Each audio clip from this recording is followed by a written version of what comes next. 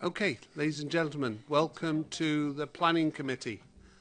Before we start, can I just thank Councillor Mark Wilson, who's joined us. It's always good to have an experienced councillor on the Planning Committee. Yeah. There you are. So, Thank you very much, Chair. That's a pleasure, Mark. Always welcome to have you here. Right. Apologies for absence. I know that we've got Bronwyn Brooks and Gwyn Roberts. Oh, yes. Before I do anything, I better just read this to the Planning Committee and members of the public. Can I remind everyone present that this meeting will be broadcast live via the internet and the record is archived for future viewing. As the cameras go round the room, it does pick people up. So if you don't want to be in the room, because you shouldn't be here, now's the time to go. Okay, I hope you're all sitting with the right partners. Okay. Right. Apologies for absence. I did say Councillor Bronwyn Brooks and Councillor Gwyn Roberts from the Labour Group. Councillor Jeff James? Lovely. Anybody else missing? I can't, otherwise we're a full house, aren't we? Well done. Minutes of the last meeting. Members happy that I signed these minutes off as a true record? Yeah. Thank you. To receive declarations of interest under the Council's Code of Conduct. Yes, Councillor Bob Penrose. Thank you, Chair. Agenda item 9, planning application 2016/00369/OUT. I am personally known to one of the site owners, so I'll withdraw from the meeting if I may. Okay, thank you. Anybody else want to add anything? No, we all happy? Great. Agenda item 4. Vicky, can you tell us anything about site inspections? Nothing to add? There you are. Happy with that? Yeah, good.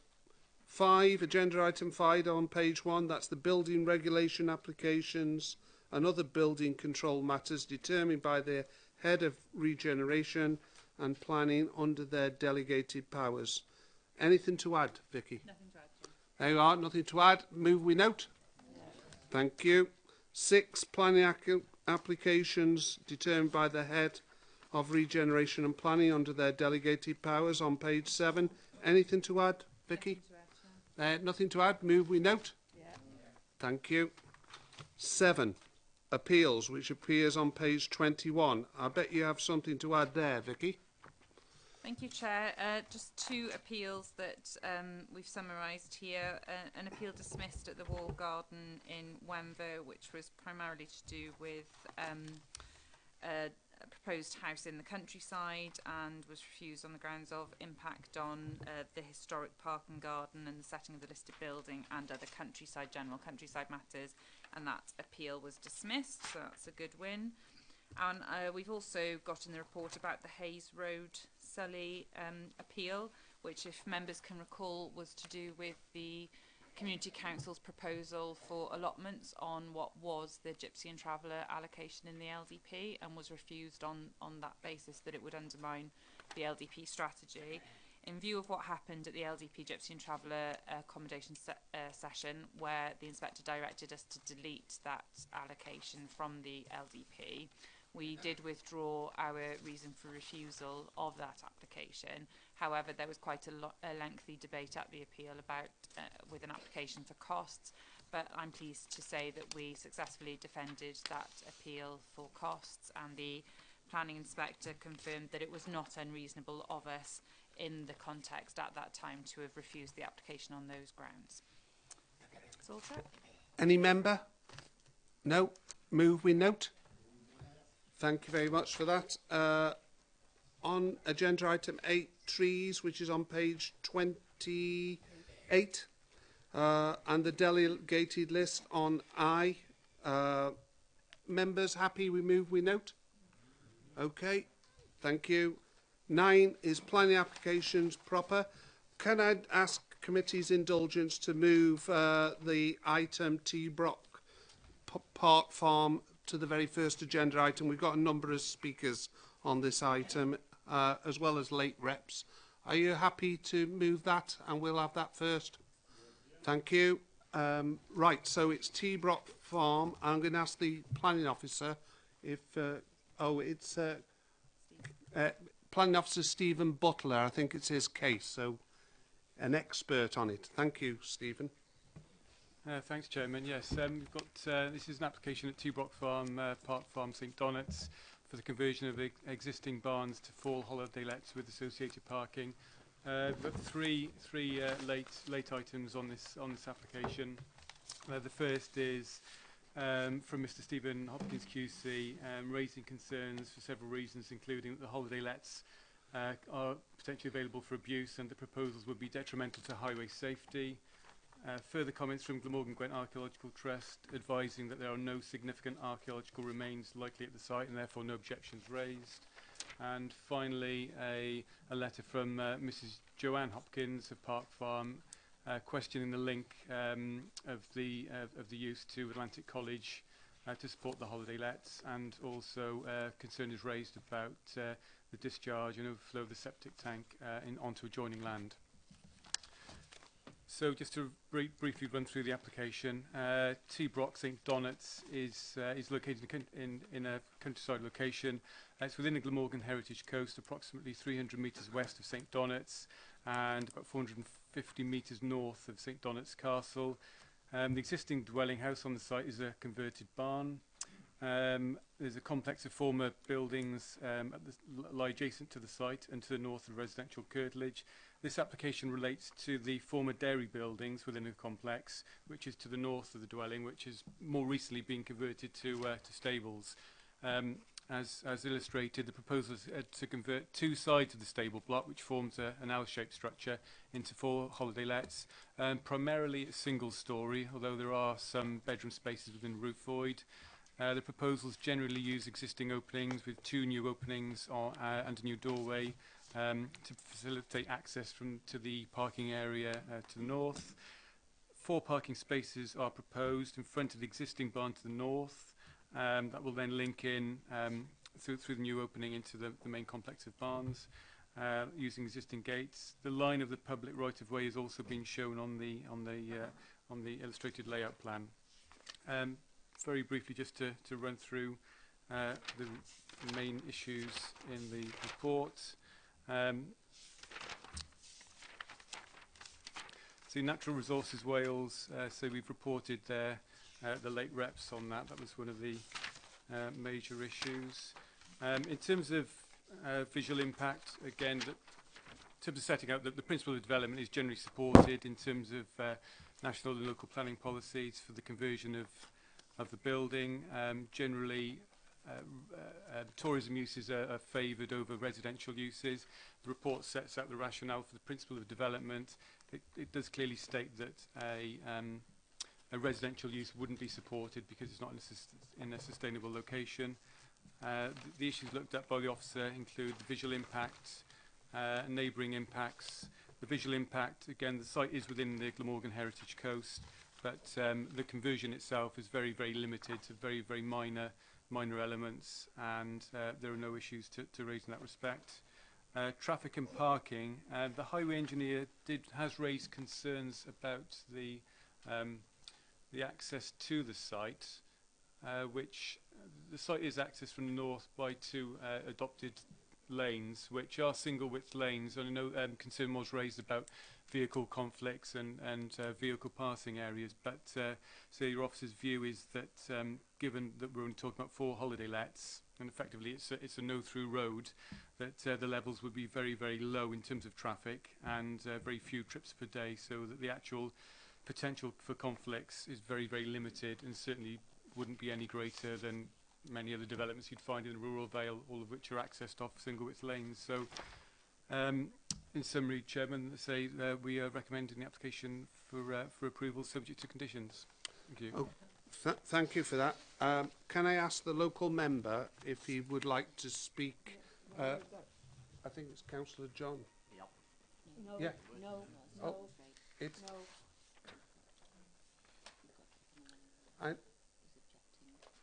sorry. Someone you've got objectors, so they come first. Oh, right. I thought we hadn't got any objectors. Yes. Where? He's speaking for Stephen Hopkins. And that Right, okay. All right. Is Geneve Kirk here? Ah, and I can see Stephen at the back. Would you like to both come up to the rostrum? I didn't see you sitting there. Right.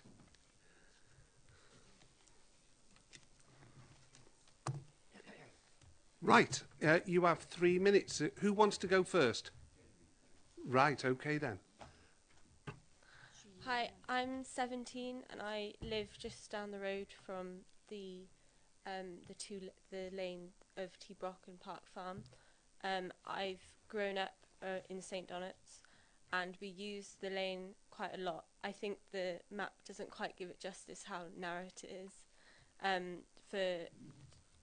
It's used quite a lot by myself and people in St Donat's for walking, and I ride my horse down the lane quite a lot. I learnt to ride there, as did people in the village, and a lot of people walk their dogs, and there are quite a lot of walkers using the village, which wasn't said for in terms of traffic, because there aren't any passing places or places to stand away from cars along the lane. So I'm concerned about the traffic increasing around the lane if there is new dwellings put in, because it'll be an increase from 2 dwellings to 4, two dwellings to 6. Sorry. I'm also concerned about the problems with the landscape that will occur due to the increased traffic and increased people that will be there because of them. And I think it would be very detrimental to the idyllic heritage coast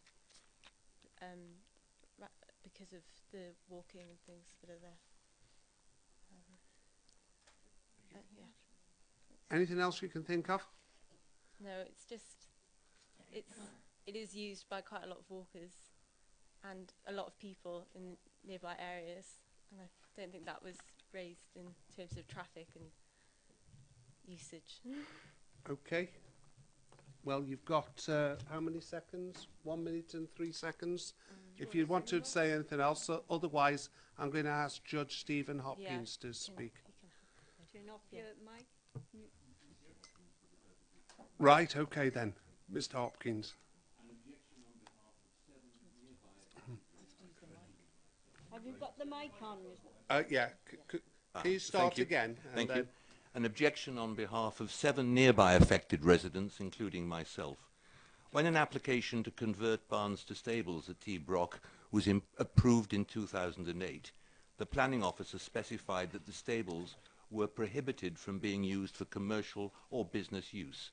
This application, as you know, is for the conversion of those same stables to 4 holiday cottages. This is the 8th planning application at T Brock, and the 3rd by this applicant in 7 months.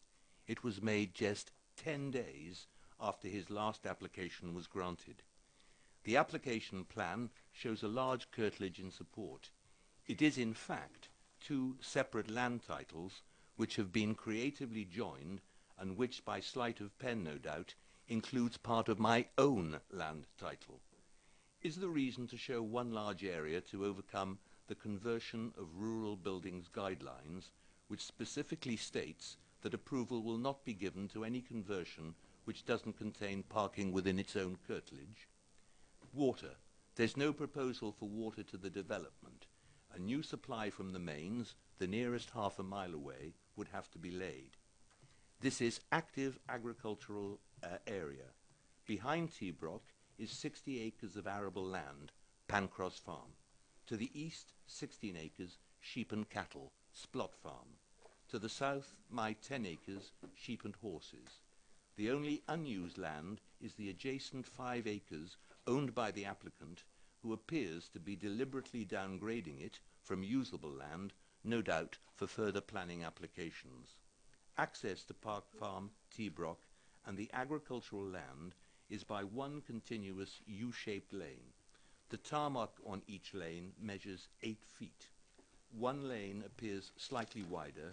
Large vehicles have eroded the banking. That's how narrow it is. 5 blind bends. each lane approximately a third of a mile long. Contrary to the planning officer's assertion, there are no passing places on either lane. Highways Appendix A confirms that. Agricultural vehicles struggle on both. Proposed parking for the holiday cottages is the small area in front of the grain barn, for which there is local agricultural demand. Parking would destroy its use as such. To access this area to park, a visitor would have to stop on the public highway, Blind Bend, open the gates and then park. To exit, some vehicles would have to reverse out onto the highway, onto that Blind Bend, precisely where the public footpath runs. You can understand highways' concerns. The planning officer also asserts that any additional parking could be at T Brock. It won't. The applicant has the right to cross my land to access T Brock for domestic purposes only. A sewage report was Can you produced... sum up, Stephen, Certainly. please? Thank you. Yes, a sewage report was produced by the applicant following his agent's false assertion that T Brock was limited to mains drainage. Where does the septic tank run to? They can't say. It goes to a field, my field. Highways object to this application, I quote, because of the detrimental impact in terms of safety highway, Appendix A. We urge you to reach the same conclusion and reject the application. Thank you for that. Is there any member here who'd like to ask any points of clarification with the two? Anybody want to ask anything? Yes. Yes. Turn your mic. Oh, turn the mic. Sorry, it was actually a question to the young lady. Sorry, I didn't catch your name. Sorry, Genevieve. I just wanted to ask, you mentioned that there's a lot of walkers and yourself riding along the lane. Can you tell me what happens at present when you come across a vehicle, for example? Is the lane wide enough for that vehicle to pass? Presumably vehicles slow down, or is it a case that vehicles are having to manoeuvre around? Sorry. Yeah, so if I'm hacking down the lane on my horse, if I meet a car, it would have to reverse all the way down to the bottom or all the way up to the top, because there wouldn't be enough room. I mean, on a big or a small pony, or even walking a dog, it would be quite a squeeze to get past the car, so they would reverse back up or down the lane. Okay. Officers will have their chance to speak about it. It was only because the point was raised. Yeah, I thought yeah. It was worthwhile. Okay. Understanding. I don't think any other member. Otherwise, I'm going to ask you both if you go and take your seats again. And I believe we've got the local member now who'd like to speak to the committee. Councillor Gwyn John.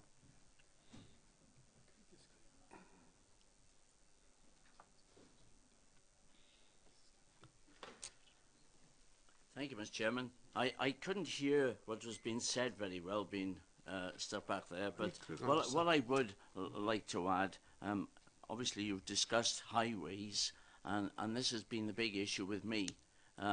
I've visited these properties down there many times, delivering election leaflets through the years, and quite honestly, the narrow lane to go down to Park Farm and T Brock, when you drive down the lane, you're actually hitting the hedge sides of any debris, any overgrowth or whatever coming down that lane, because it's not very cut very often. Now, what concerns me about this is emergency vehicles. Now, when you go down that lane, if you meet anything, you've got to reverse. On the one lane, it's a double-leg lane coming down either side, and quite honestly, on the one lane, you've got a private property halfway up, which you could dive in private property. But quite honestly, apart from that, you've got to reverse all the way, or someone has got to reverse. And quite simply, I'm concerned about safety aspects. I'm concerned about people using that lane. If there's a fire in one of those buildings, Park Farm or T Brock, emergency vehicles are going to come charging down there. Anyone coming the other way, there could be really problems. And I don't think it's got the right access for further vehicles to be using it. Because, let's be fair about it, we're talking here about holiday lets. So therefore, I know we're only talking about a small number, but at the same time, what I'm saying is people will come to see the holiday lets before they even come there. So subsequently, anyone that wants to go on a holiday let, they're going to have to put their life in their own hands coming down the lane. There's no doubt about it. That's the first point I want to make. The second point, I'm very interested in reading the conditions of this planning application. The conditions that have been put on, and I'd like to ask the officer, is condition number 3 and 4. Well, it says on condition 3, which is fine, it says the units of accommodation hereby approved shall be used or occupied solely as holiday accommodation and not as permanent dwelling houses. Fine. But then we go on to condition 4, and it says a register of the names and addresses of all occupiers of the holiday lets hereby approved, including the dates of occupancy of the accommodation hereby approved, shall be made available for inspection to the local planning authority within 2 weeks of the local planning authority making a request in writing to inspect the register. How are you going to operate this? Because I've been down this road 8 years ago, and in Ham Woods, the same condition was put on, and the conditions are not being monitored. They cannot be monitored. I've been told that by planning. We haven't got the resources to monitor conditions. So how can you monitor registers in this application? No different to anywhere else.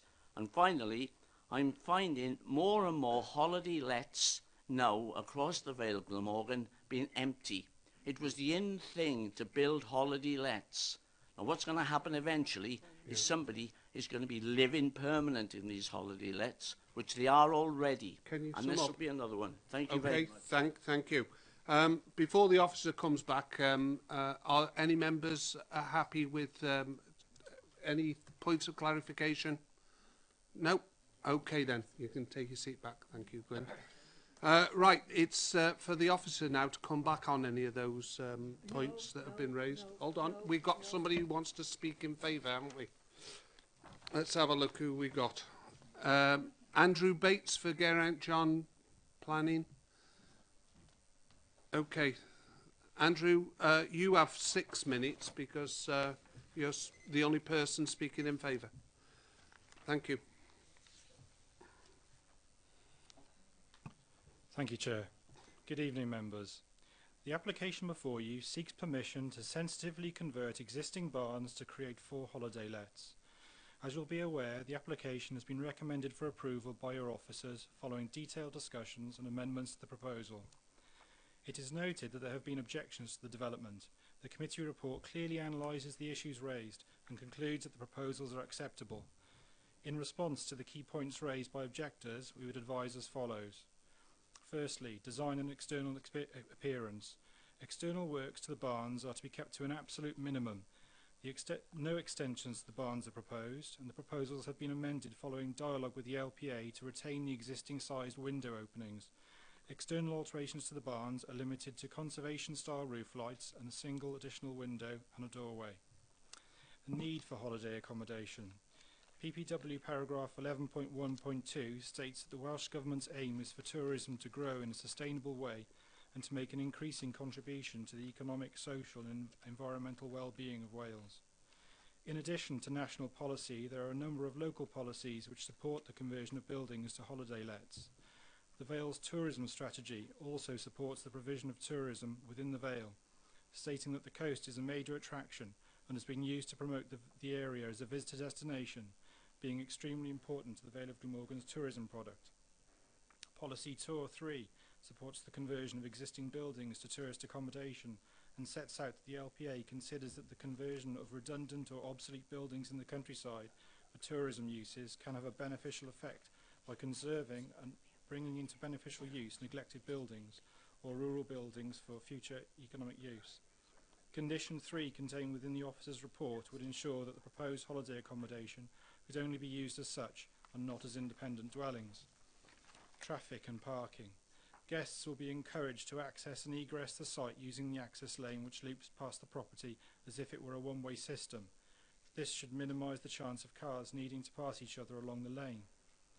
In addition, the use of the barns for holiday accommodation would likely only generate occasional vehicular trips by car, as opposed to the previous uses of the barns, which would have generated a significant number of vehicular movements by large farm machinery and vehicles towing trailers.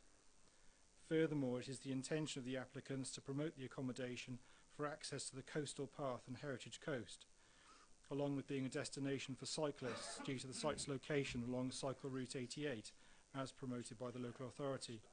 The type of guests choosing to stay at T Brock will be likely to use their cars minimally. Bus timetables will also be provided for guests, encouraging them to use their cars as little as possible during their stay.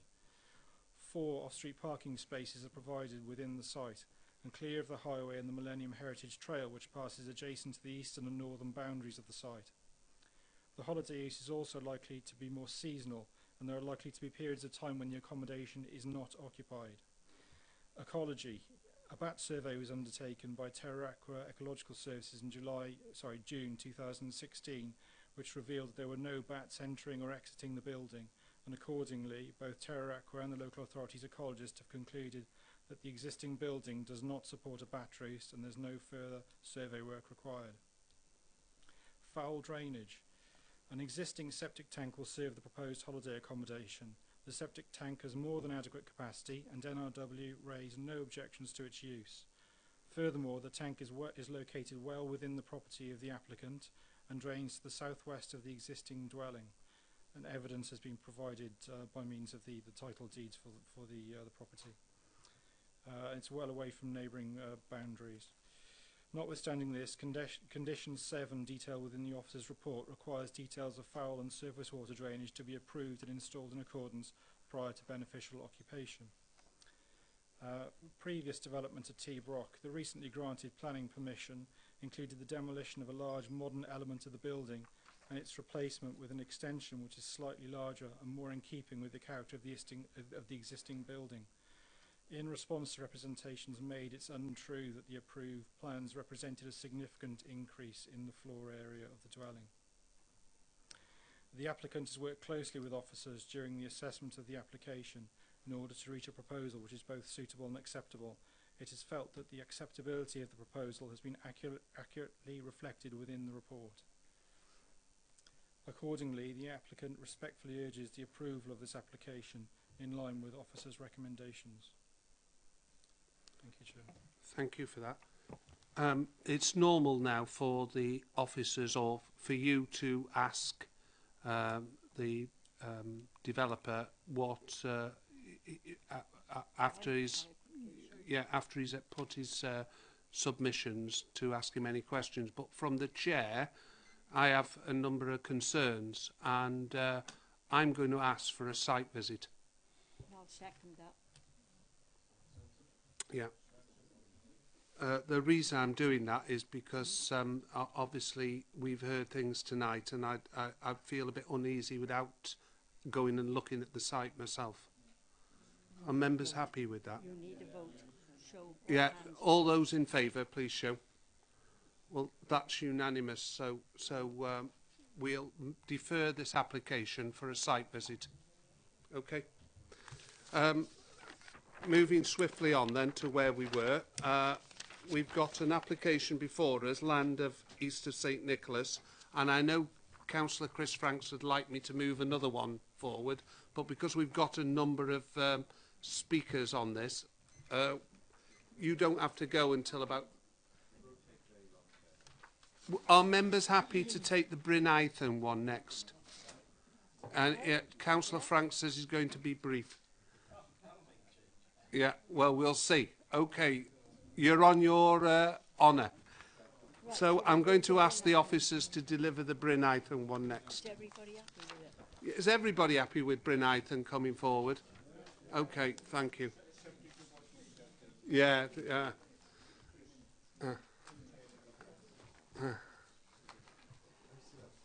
Yeah.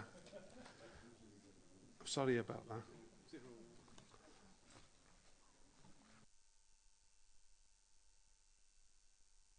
Thank you, Chairman. Yeah, this is an application for the former Bryn Eitham home for the elderly, St Andrews Road, Dinas Powys. This application is for the construction of 5 two-bedroom link houses the use of the previously approved communal building as a two-bedroom apartment with storage area on the lower ground and additional parking as part of the retirement complex previously approved. The scheme totals 6 additional units. So just to give a bit of background, the application relates to the former residential home. The majority of the wider site is located within the settlement boundary of Dinas Powys, although the northern part of the site, which is actually subject to this application, which is shown in red on the overhead, falls in the countryside for the purposes of the unitary development plan. So in terms of the scale and the design of the dwellings, they're very much along the lines of, it's very much the second phase of the development. I mean, the development is only just commenced, so really we are viewing this part and parcel of an ongoing part of the scheme. So the development takes a form of a sort of a crescent of linked houses, quite contemporary in its design. So the floor plans there show the lower floor of the communal building, and probably not more to see. So the red line there shows the context of the site. So the site's accessed by a very long, what is a private drive up to the top. What's not that clear on there is below the red line, which is the thicker black line, is the current part of the site. Just very briefly in terms of the principle of development, again, as I said earlier, the Dinas Powys settlement boundary runs to the south of the site. However, there's a policy House 2 in the unitary development plan, which does allow appropriate rounding off of the settlement boundary. In this instance, the northern part of the site had historically been used for car parking in connection with the former use of the site, and already has a quasi-developed character, and is clearly read in conjunction with the wider site rather than the agricultural land and beyond, and the mature woodland beyond. The site does actually fall within the current buffer zone for St Andrew's Quarry, which is a derelict site, albeit still has a buffer zone. So consideration has been given to looking at the potential impacts of that. The view taken is that the policy seeks to effectively close, but sort of discharge the requirements of the buffer zone. So there's officer's opinion is there's very little chance of the quarrying coming back into active mineral extraction. On that basis, whilst technically within a buffer zone, it's not considered that the buffer zone itself would restrain any further development of the site. As previously mentioned, we've got very much contemporary dwellings, look to be finished in facing clay bricks with metal cladding on the wall and black man-made slate roofs. Again, it's similar in design to the dwellings that have been built or previously approved, which are currently under construction. They're all 2-storey in height, and the development of the top part of the site is really very much viewed as a continuation of the lower part of the site. In terms of highway access and parking, again, the scheme seeks to utilise existing access, which was previously approved as part of the first part of the scheme. Additional parking is proposed.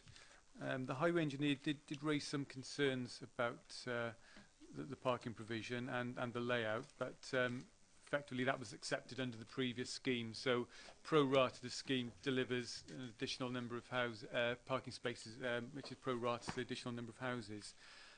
Briefly, in terms of ecology, there are no objections from NRW, subject to retention of trees within the site. Again, if the access was required to be widened, that would also impact on the trees.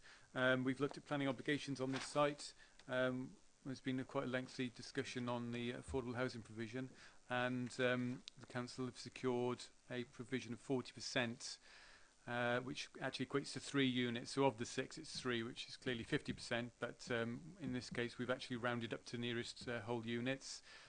This has been agreed, as in the previous application, by way of an off-site contribution, and that would equate to the value of £265,000. In addition to that, there's also a sustainable transport contribution of 13,200.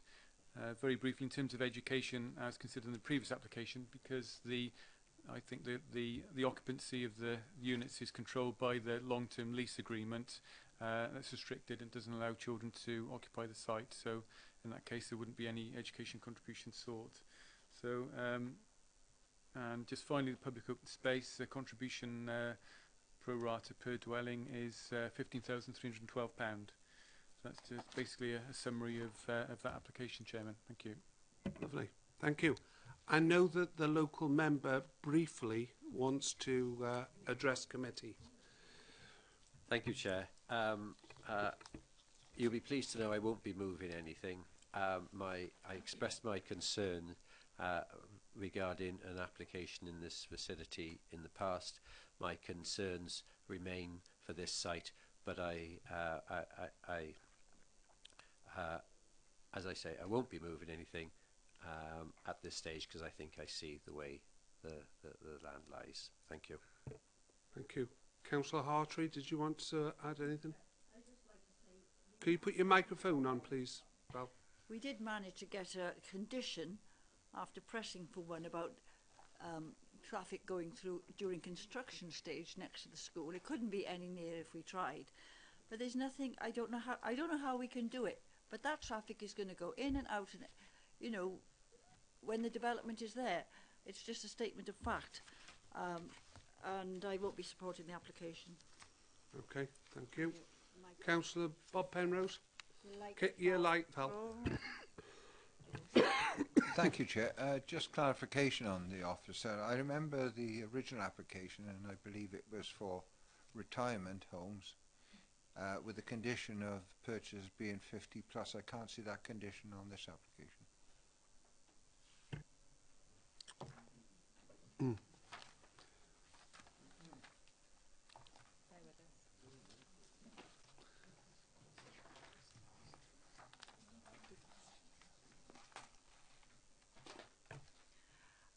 We think it was covered in the land transfer agreements. I seem to recall there being discussion way back when we were talking about it last time it came to planning committee, and that we were assured that the lease agreement covers the over 50 issue. I think it may also be covered under the section 106 agreement, but without having that 106 agreement in front of us, I couldn't say for certain. Okay, does that satisfy? Well, it should do. It should do. So that should know that answer.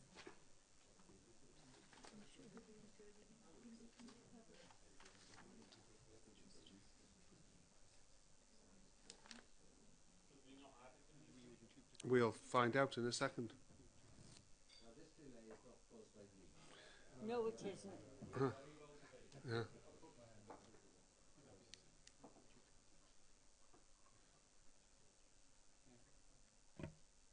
If I just say we, as Vicky's just stated, I mean, we did review when we were dealing with this, looking at this application, we did review the lease agreement.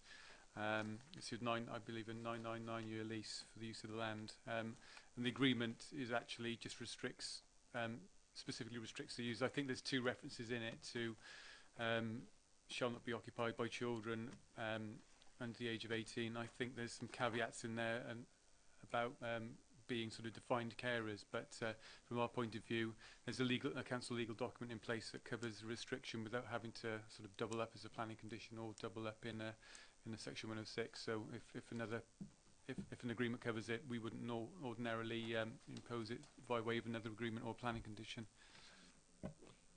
Okay, so we wouldn't put a section 106 on it. That's what Jonathan asked.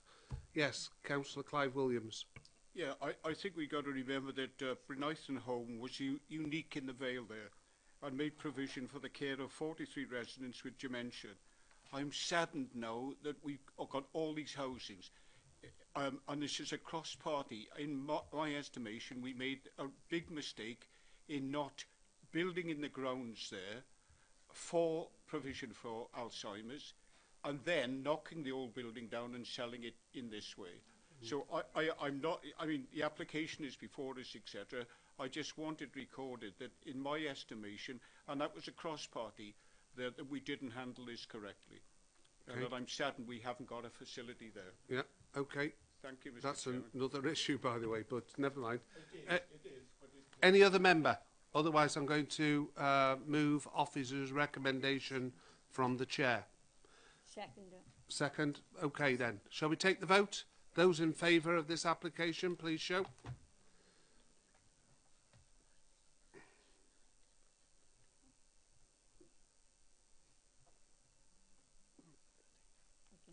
Okay.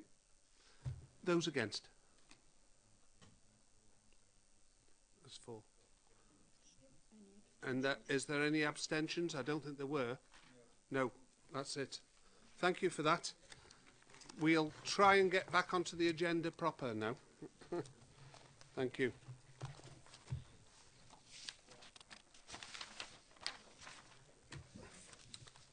Right, where have I found my agenda? Okay, so we're moving to page 30. This is a full application, land to the east of St Nicholas. I know there are a number of speakers on this, so I'll ask the officer to deliver the report first. Thank you. Thank you, Chair. If I can just firstly bring members' attention to the late representations which have already been circulated to you all, just to highlight what was contained in those. The first is a further 11 letters of objection from neighbouring properties, which hopefully you've had an opportunity to read through.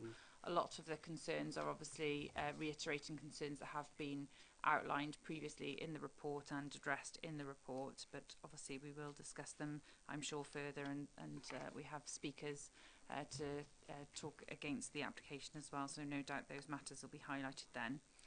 We've had a letter of confirmation from Welsh Government that they do not intend to call the application in, as they'd had a request that the application be called in, and they've confirmed that they do not consider it of more than local importance, so they are happy for us to determine the application. We've had comments from Environmental Health, which there was a reference in the report to advise that we would be reporting those to the meeting. Just to confirm, there's an additional condition recommended in respect of noise mitigation for one of the plots, and other matters are covered under the conditions 15 and 16. And then finally, there is item number 4. There's a note from the case officer with a number of tweaks to the recommended conditions, which are relatively minor in nature, but I'm sure you've had a chance to have a look through them, and they primarily relate to sort of timing and implementation and matters of clarification in terms of how the scheme will be developed out. I would also like to draw your attention to, this is not in the late reps, but this is just something that I want to draw through. The report on page 58 and 59 specifically refers to conditions in respect of obscure glazing, in respect of the proposed dwellings plot numbers 152 and 100, which are immediately adjacent to neighbouring properties, and the report does detail that certain windows should be conditioned to be obscurely glazed, but for whatever reason that condition hasn't found its way into the report. So if members were minded to grant approval this evening for that, I would suggest that's with the addition of a condition that deals with those matters. Okay. So into the body of the report, I think as a starting point it's important for me to draw members' attention to the fact that this application is for 100 dwellings on a plot which is a part of a housing allocation in the local development plan. Members will be aware that also on the agenda this evening we have the other remaining part of that allocation, which is 3 items down the agenda, which is the land at Mink Hollow for 17 units. So jointly they both make up the LDP allocation for the land to the east of St Nicholas. So as I've said, this application is on behalf of Redrow Homes for 100 houses. It includes the demolition of a property that fronts onto the A48 known as Emmerville. That property is within the St Nicholas Conservation Area, the boundary of which runs along the back of the properties fronting onto the A48, and that's shown in a plan on in the officer's report. Hopefully you can all find it. It's on page... Say again? 83? Let's have a look. I think that's past it. No, there is a... sorry. I know there's a plan with a conservation area boundary in here It's somewhere. in the report. It's it is in the report. There we are. It's on page 51. Sorry. Sorry for the delay. It's on page 51. Hopefully, I've got a colour version. I don't know if you'll be able to see that, but it's shown in green, which basically runs along the back of the properties fronting onto the A48. Obviously, the conservation area impact is one of the key issues here, so it's important that you understand the relationship there in terms of where this site sits in that context. So the site is proposed to be accessed with a new access from the A48 where the existing property Emmaville is, with a dwelling shown on this layout plan here. If I can find the little red button, there we go. So an additional dwelling is shown as part of that plot as well. That's an in and out access. There is also pedestrian access within the site to adjoining areas. So at this point here, no doubt the speakers will draw your attention to the fact that this is a private lane here off Gerrishan, and the existing, I believe the farmer has rights of access into his field via that route at the moment, but this is not proposed to be a vehicular access as part of this application. But obviously the layout and design, you can see, has been made to facilitate pedestrian access at that point, which is a bit of a point of contention that I'm sure we'll discuss. There is also access proposed, again, pedestrian cycling access through into the adjoining part of the allocation at this point here. And again, there is access points available into the fields at these points. But the primary vehicular access will be in and out of the A48, with off-site highway works proposed to the A48 to allow vehicles to turn in and to have a waiting lane on the A48. In terms of the development, as you can see, it's a relatively suburban layout of two-storey properties. Density, again, has been flagged up as a bit of an issue because I'm sure you're all aware the existing village of St Nicholas is a relatively low density village. It's made up of quite large houses in quite large plots, whereas new development now tends to be built at a much higher density. In fact, we have planning policies that require developments to be built at a higher density to make better use of land. So it is a more dense development than immediately adjacent. There is public open space being provided on the site in the form of a couple of, there's a leap and a lap, which is sort of children's play space. There is no requirement for an area of strategic or outdoor sports space to be provided, as it came to light through the submission of this application, and again through changes that we're proposing to the LDP, that there isn't actually a need for, an identified need for outdoor sport space on the back of this development in the St Nicholas area because of the existing school and the playing fields that serve the school, which are publicly accessible. So obviously the officer's report is quite extensive, as it took me so long to actually find the page with the plan of the conservation area on it. It does detail in a lot of depth the issues that have arisen both through the consultation and the consideration of the application, but officers are satisfied that all the substantive issues are have been considered fully, and the scheme is considered to be capable of recommendation for approval.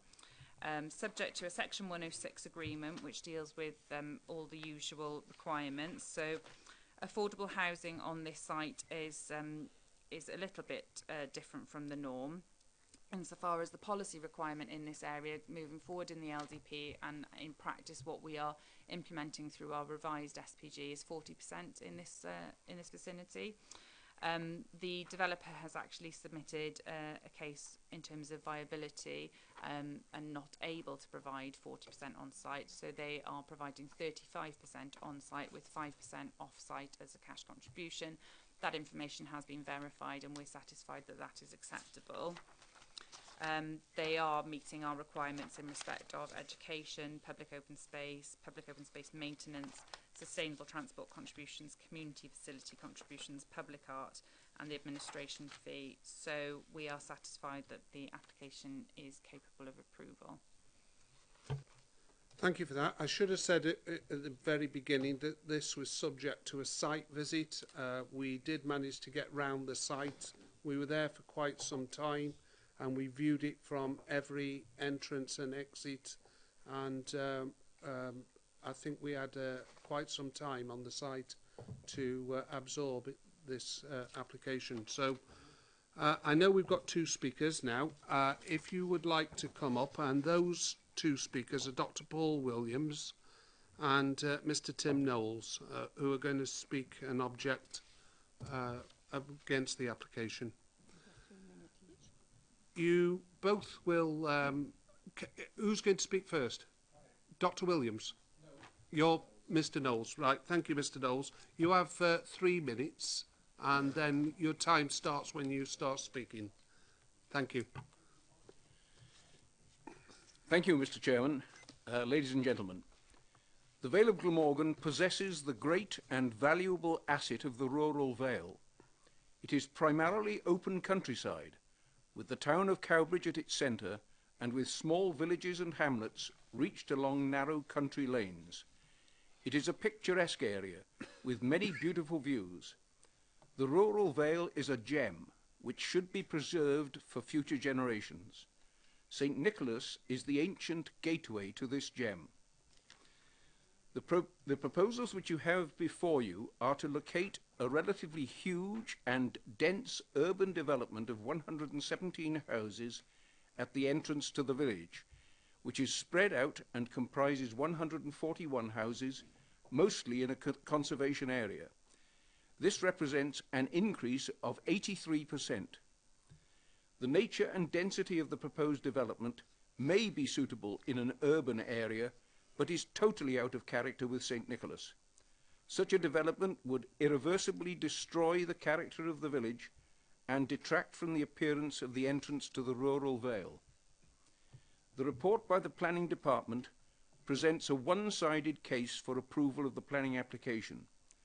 190 objections from members of the public have been largely ignored. These objections contain many powerful arguments against the proposals, but no attempt has been made in the report to relay these objections to the committee or to explain how the identified critical problems would be overcome. I ask you to read in full my letter dated 3rd October, which starts on page 5 of the late representations, before reaching any conclusion on this application. It summarises just some of the many objections which have been submitted with detailed arguments to the Planning Department. The consideration of the deposit LDP by the independent inspector has reached an advanced stage. St. Nicholas featured prominently in the public hearings. Key contents and conclusions of some of the supporting documents submitted by the Council were strongly challenged in written representations and at the public hearings. I do not know the outcome. It would be wrong for the committee to place any reliance on those documents to the extent that they have been challenged. There is good reason to believe that the inspector will not approve the allocation of 117 houses to St. Nicholas. Any decision today to approve the planning application would be premature and preempt the democratic process of the LDP. Today, you have the opportunity and responsibility to preserve St. Nicholas for future generations, or you can destroy this ancient village.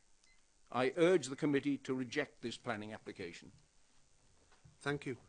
Your reference to us seeing the late reps, they were sent out to us yesterday at 13:05, so I've had the opportunity, as many members have, to read those late reps, okay?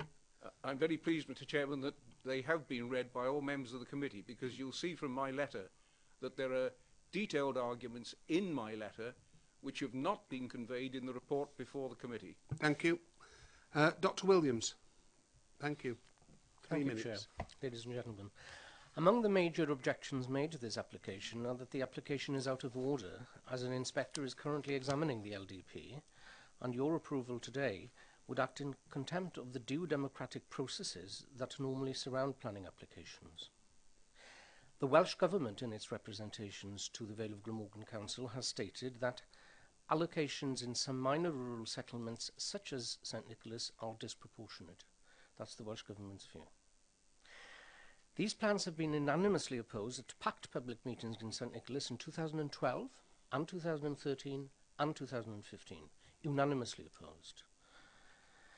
The Vale of Glamorgan Council projected figures for net migration into the Vale has been downsized progressively from 2006 to 2011 from 815 persons to 217 persons per year.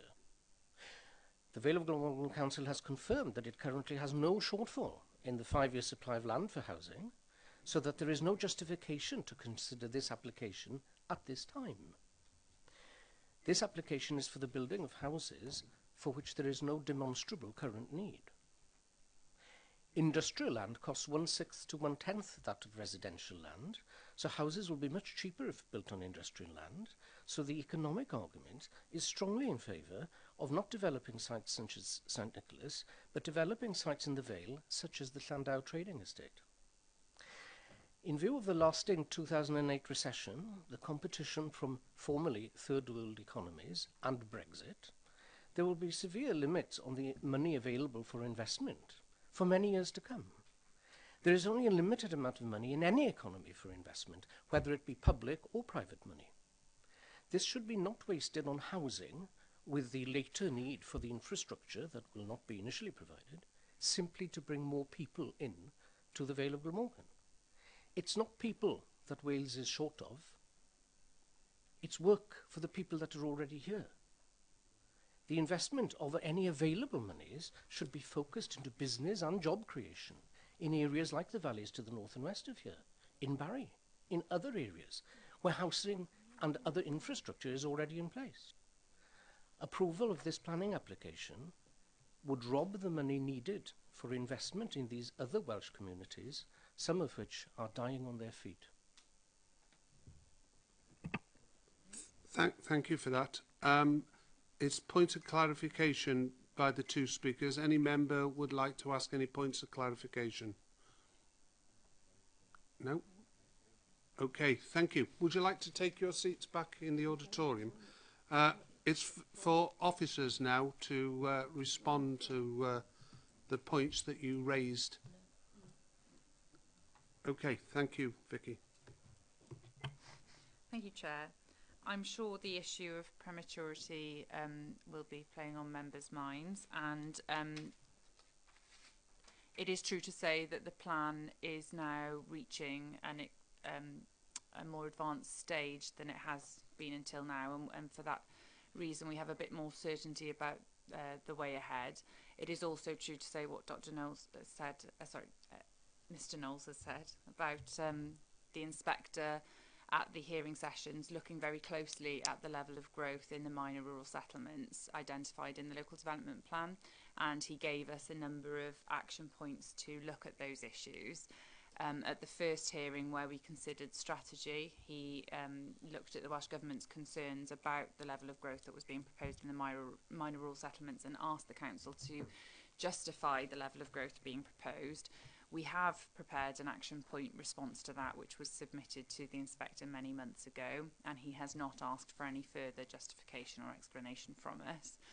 He further looked at the issue again when we dealt with the housing allocation sessions at specifically about St Nicholas and Bombleston, and again he gave us a further action point to specifically respond to that point in respect of St Nicholas and Bombleston, the scale of the allocations that were proposed there, and how they were justified in the light of the scale of the existing settlements and the fact that they have conservation areas within them. The Council again has prepared action point responses to those. They've been submitted to the inspector, and he has not come back at this stage to ask for any further clarification or explanation on those points. That is to say, we have had other action point responses in respect of other matters where he's raised concerns and asked us to present further information, such as our evidence on housing supply and our reliance on windfall allocations, and where we went back with initial action point responses and he was not satisfied with our response. He has asked for further evidence, further information, and indeed directed us to allocate further land for housing in order to meet our housing requirement and our housing supply figures. So at this stage, we feel that that the inspector has given us as much comfort as he can, that he is not telling us to delete the allocations. He is not telling us to review our strategy in respect of the minor rural settlements. He's not giving us that. I'm not saying that he may not do that, because ultimately, until we receive the inspector's binding report, we cannot have the degree of certainty that we have with an adopted development plan. But I'm just setting out the scene for members in terms of what has happened in the hearing sessions and what our responses to those have been. And members will also be aware of other decisions that we have made on other similar applications in respect of them being sites within the countryside adjoining settlements that are out of accord with the unitary development plan, but that have been allocated sites in the local development plan, and we have approved a number of them, and many of them are on site, under construction, or having been constructed and occupied. And there are a number of reasons for doing so. Firstly, we have to consider the status of the existing unitary development plan, which is time expired, having expired in 2011. That set out housing allocations under Policy House 1, and most of those have been built out, and they can't be relied upon indefinitely because we have a duty to maintain a housing land supply, a 5-year housing land supply. Mr Knowles alludes to the fact that we've already got our 5-year housing land supply according to our evidence. Now, our evidence at the moment is limited about our housing land supply, because members will be aware of the fact that TAN 1 no longer enables us to prepare a joint housing land availability study for the area because we don't have an adopted local development plan. So in absolutely official speak, we have a 0 housing land supply because we are not able to demonstrate one, because we are not able to produce a joint housing land supply study.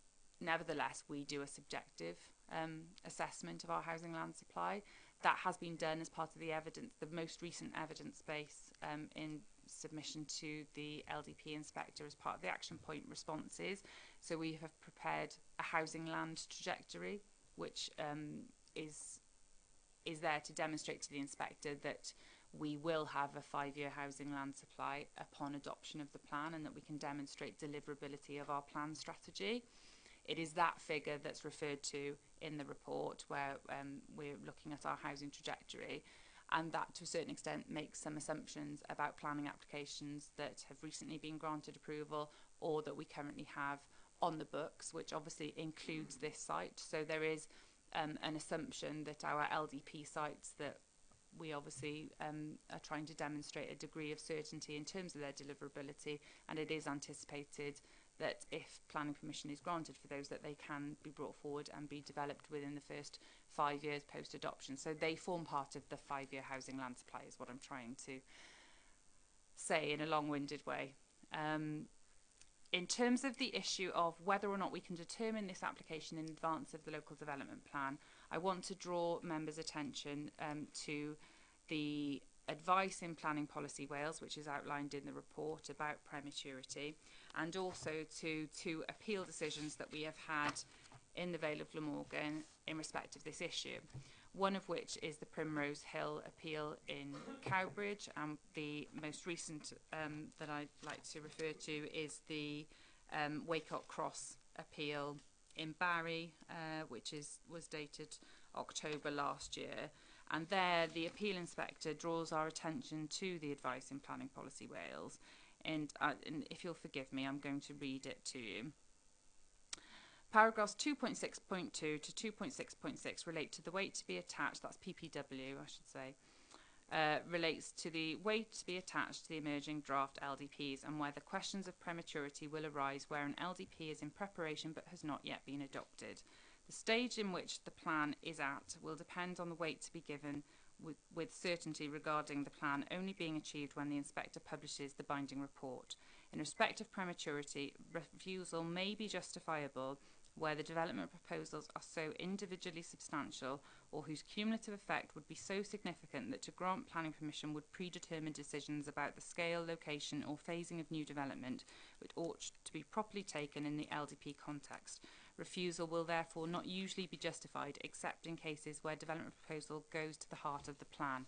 And that's the key point when we're looking at prematurity. That's why officers have concluded in the report that we don't think it would be appropriate to refuse this application on the grounds of prematurity, because development at this scale simply does not go to the heart of the plan. And that's why we don't think it's appropriate to refuse on the grounds of prematurity. And we do think there is significant, it's a significant material consideration, our need to maintain our housing land supply, and that's why we are recommending approval on this scheme. Thank you. Local member, Jonathan Bird. Thank you, Chair. Very disappointed to see this in front of committee tonight. I know Victoria has just given us a spiel about why it's not premature, but the sites that you mentioned, none of them were specifically mentioned by the inspector during his initial look at our LDP. This, along with Bombleston, were specifically mentioned by the inspector, and we have responded. I grant you that. You told me yourself you responded, but we have had no response. We should not take that as a positive response. It is a gamble, and we cannot afford to gamble. We could end up being judicial reviewed because of that gamble if the inspector turns around and says, I don't like this, you need to change it, which he could well do. You can't tell me, hand on heart, that the inspector will not do that. Why on earth are we sitting here tonight debating this? It is a gamble that we cannot afford to take. We cannot afford to have a judicial review against us, and we're told that time and time again by Planning Committee. There are many reasons that this shouldn't be approved tonight. Mr. Knowles and Dr. Williams have said many of them. The disproportionate amount of houses that are coming in St Nicholas, 83% increase. The 400 houses we've already had in Wenver Ward, all prior to the LDP, which I did believe, again, were premature. There are no shops, no pubs, and no post office, no doctors and no amenities in St Nicholas. There is a primary school, and that is the only amenity in St Nicholas.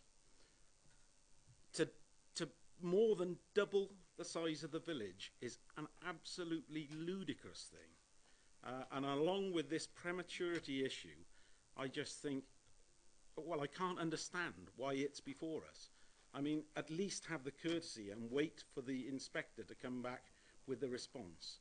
So I am recommending refusal for this tonight and the Conservation Area Committee, Conservation application consent on the next application, and I will be doing exactly the same for the next application in St Nicholas, the Mink Hollow one. So I put it to you that I'm recommending refusal on those grounds. Seconded. Okay. Councillor Bob Penrose.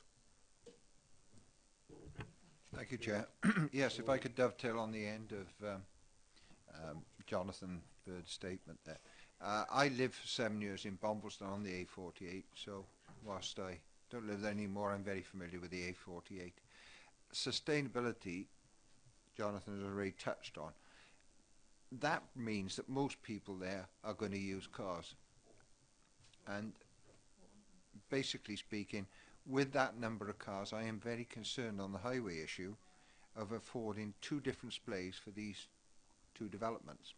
I understand the developers can't reach agreement on one splay.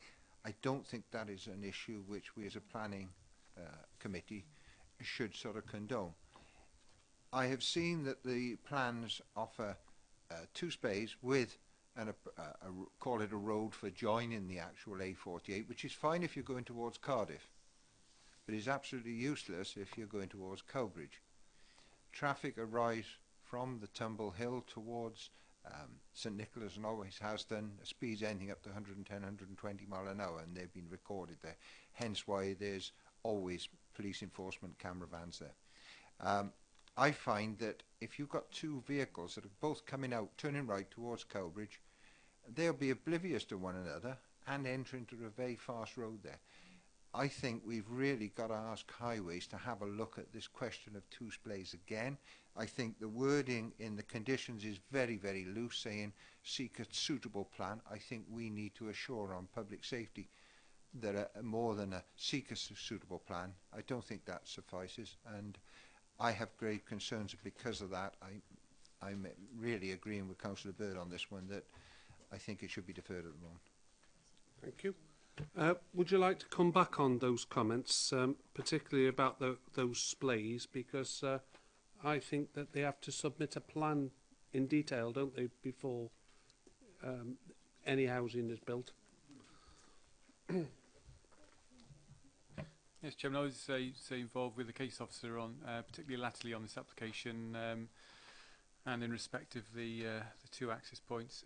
On the projector, we've shown the adjoining site, which shows the context and those two access points. Unfortunately, it's down in the corner. I actually tried to get a plan today from the developers showing the two junctions with better clarity, but unfortunately we couldn't get that in given the limited time. But say Highways have looked at these two access points, and obviously from our point of view and the initial the allocation, the aspiration was a single access point.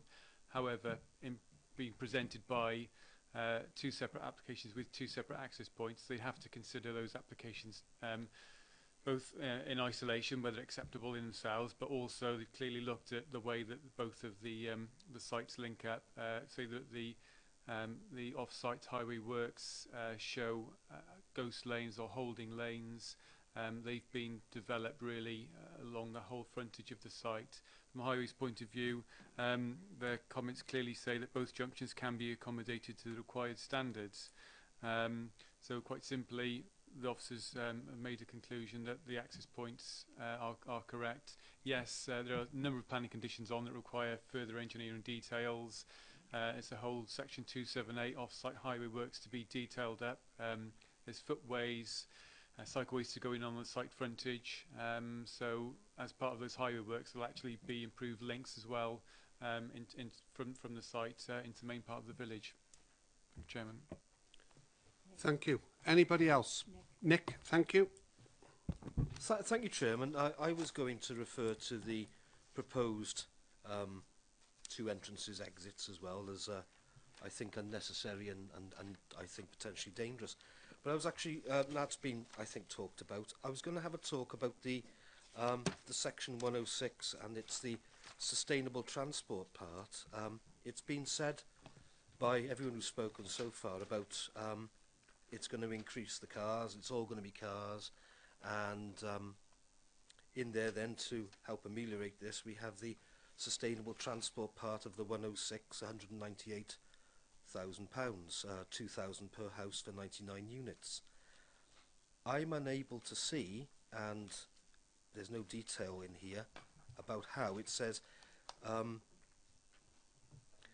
particular enhancements would include bus and cycle improvements along the A48. Can we not have any cycle improvements along that side of the A48, please? That will be death. And as for bus improvements, I don't think they'll be utilised, and I think it's a sop to the scheme in order to enable it to happen. This is a bad scheme. I think it's premature, and I'll be voting against it. Thank you. Councillor Mark Wilson. Yeah, hello. I'm just want to ask a question. You may have the answer, you may not, I don't know. Can you put your mic on, please, Mark? I've got my mic on. Is it? Yes, it's on. Okay, thank you. It is like it's on, and I'm speaking to the mic. Okay. I'm fine. We Can you hear can't me? see your light. Yes, but it's on. Thank you very much. Okay, we can hear you, yeah. All right, couple of issues. First issue is, how many socially rented houses are there in St Nicholas? First question. Second question is, this development does provide significant amount of social housing, including affordable housing. I just wondered, is that need being met by the village of St Nicholas? I couldn't tell you how many existing social rented properties there are in St Nicholas. or in the Vale of Glamorgan generally. I don't know whether my housing colleagues could, but all I can say is that our local housing market assessment, which was done in 2015, identified an extreme level of need for affordable housing across the whole of Vale of Glamorgan, shortfall of, don't quote me, but over 550 houses per year need to be provided in terms of affordable housing units. Given the LDP overall housing numbers average out as less than 700 a year, that shows you how acute our affordable housing need is. Now, there has been a number of representations made in the late reps and in other representations saying that that need is not present in St Nicholas. Nevertheless, the local housing market assessment does identify need in the wards of Peterston, Super Ely and Wembley, which basically sort of straddle this area, and where it quite clearly demonstrates there is a need in the locality to deliver affordable housing, and this is one example of the way in which the LDP aims to meet the affordable housing need across the Vale. Okay.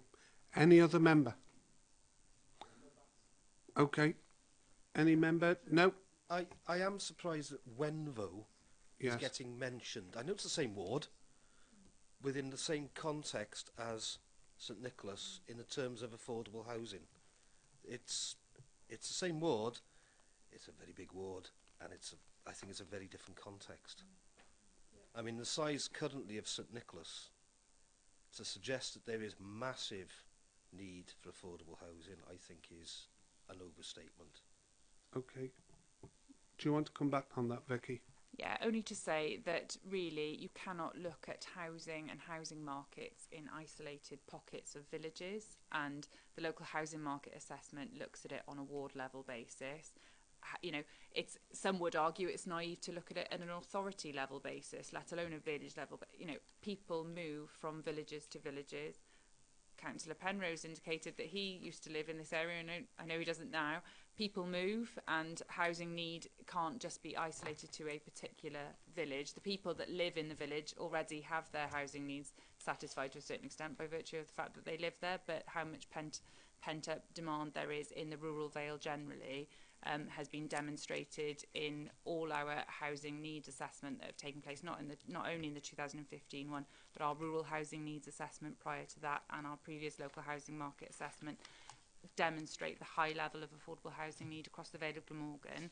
And the LDP strategy generally allocates growth across all the sustainable settlements, you know, from Barry at the top of the settlement hierarchy right the way through to the minor rural settlements, and it's right that each settlement takes its share of growth and enables the provision of affordable housing to meet needs in sustainable parts of the rural Vale of Glamorgan. Okay, I think we've given it a good airing then. It's been moved and seconded, I believe, by Councillor Jonathan Bird and seconded by Councillor Jeff James, that we refuse this application. So it'll be a show of hands. Sorry?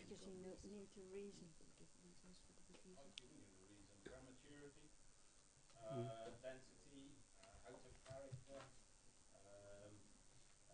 concerns over highway issues, over-intensification, unsustainable, the use of grade 3A agricultural land. Do I need to go on? Detrimental to the conservation area? No, that'll be enough, Jonathan. Yes, don't go on, Jonathan. Well, you asked for them. Yeah, no, that's fine, Jonathan. Thank you, Jonathan. Okay, those in favour of refusal, please show.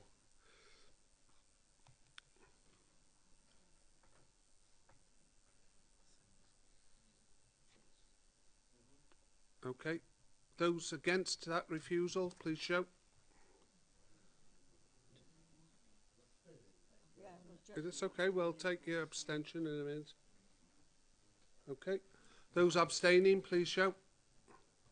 One, thank you. Okay, those in favour of the officer's recommendation, please show. Have you got a nomination? Oh yeah, we haven't had it nominated yet. Yeah, okay, and seconder? Second, thank you. Those in favour, please show.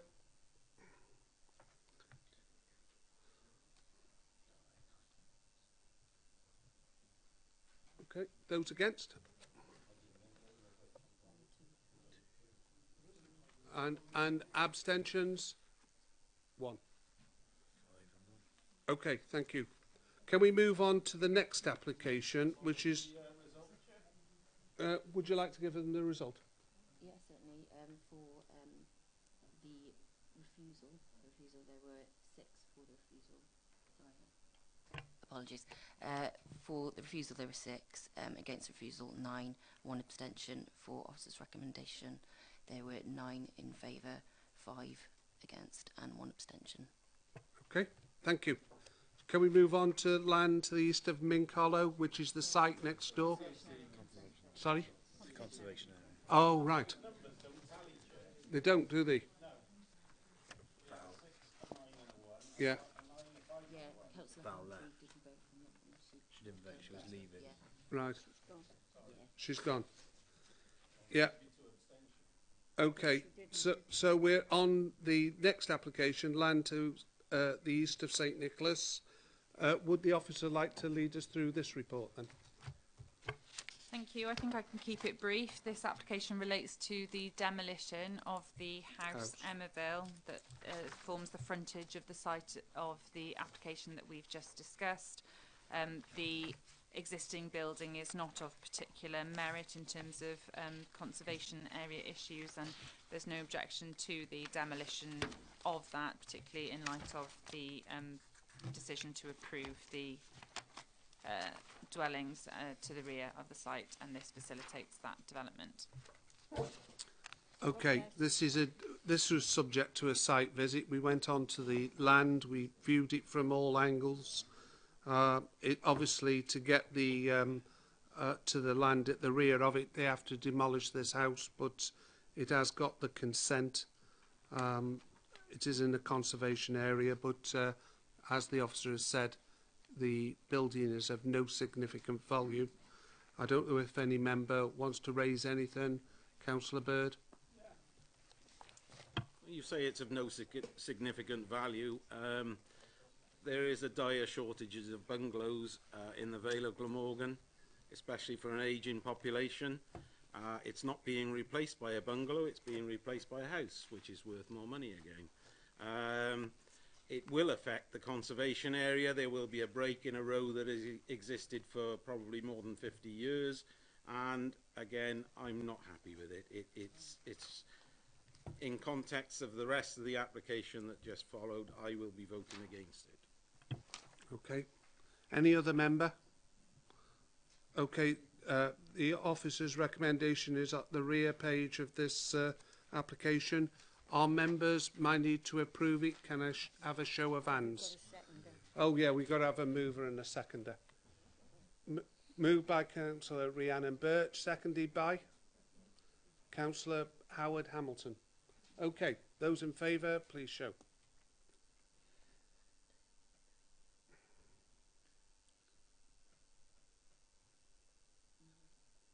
Those against? 5. Abstentions? 1. Thank you. That's clearly carried. Now we are on to the land to the east of Mink Hollow in St Nicholas, which is found on page 109. This is for 17 dwellings and associated highway works. Can I ask the officer to lead us through the report? Thank you, Chair. Forgive me for leaving this plan, which I think probably shows this site in context to the one that's just been approved, so I think it's worthwhile looking at that layout plan. So this application is for 17 dwellings by Waterston Homes Limited. It is a separate parcel to the one that we've just been discussing, but it forms part of the housing allocation in the LDP. So the same issues apply in respect of the prematurity, the housing land supply, and those issues. It is a separate access from the A48, as has been discussed in the context of the 2 applications. Unlike the other application, this does deliver 40% affordable housing on site and does deliver the package of Section 106 matters in accordance with policy as set out in the application. The development is slightly different in terms of its appearance and the design of the dwellings. Being a different house builder, you'd expect that, but nevertheless, we consider that the design and scale of the dwellings proposed is acceptable in the context of the village and the context of the surrounding area. This site is obviously slightly more visible along the frontage of the A48, with the 4 plots that you can see here in this plan fronting onto the development. But as you can also see from this, the plan that's on the screen at the moment, the actual extent of the built development is roughly in line with the property, the Garth opposite. So in terms of the expansion of the village, it limits it to that particular point. Obviously, there is a relationship with the housing application adjacent that we've just determined, and if I can get my button to work.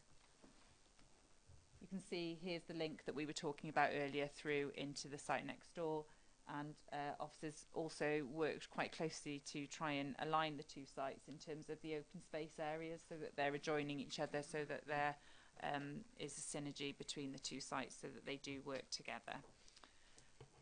Okay. Thank you for that. We do have a speaker for who would... Oh, sorry. Sorry, my fault. I should have said there are also late reps on this one. Sorry, I should have drawn them to your attention. Again, a further 5 letters, neighbour letters of objection, and also suggested amendments to wordings of conditions. Sorry if I can just find it.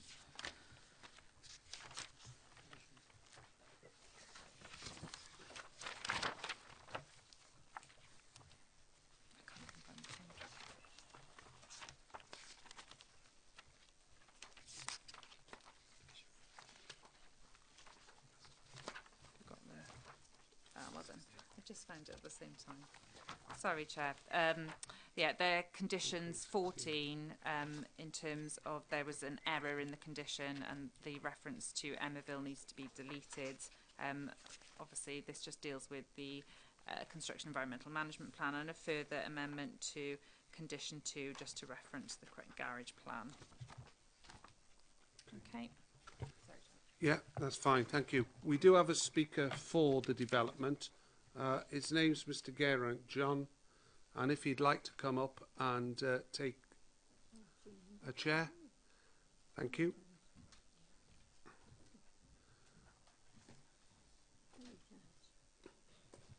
And you've got 3 minutes, Geraint, from when you start speaking. Thank you, Chair. Good evening, members. I look to keep the matter briefer than I may have anticipated doing from the outset, not least because, as you'll be aware, obviously the two schemes are somewhat linked in the sense of the range of issues that they both raise.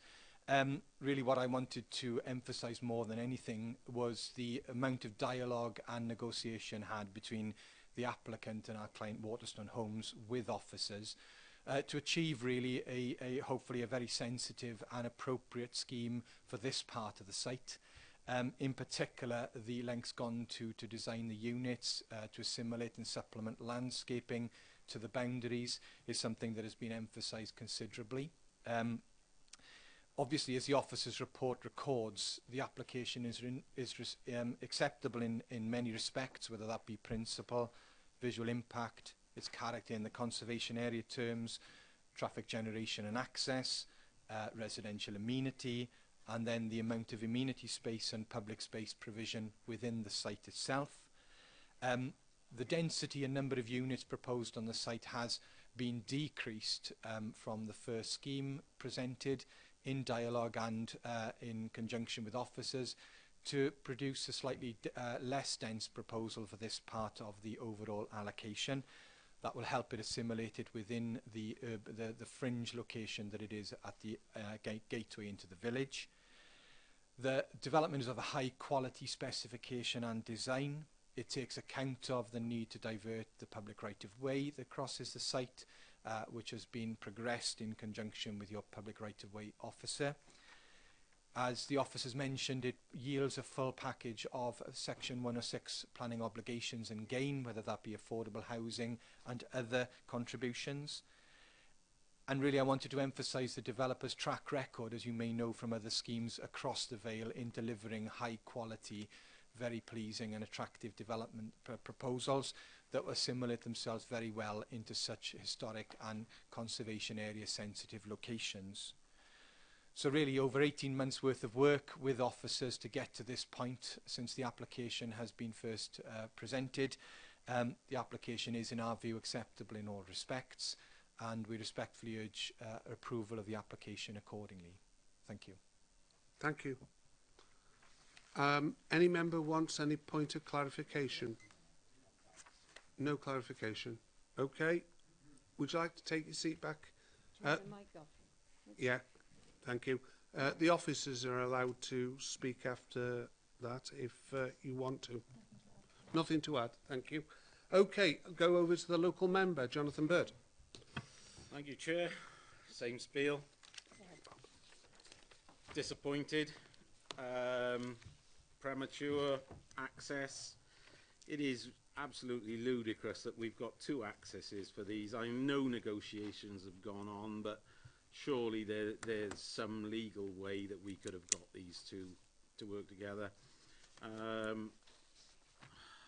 I am just very, very disappointed, as I say.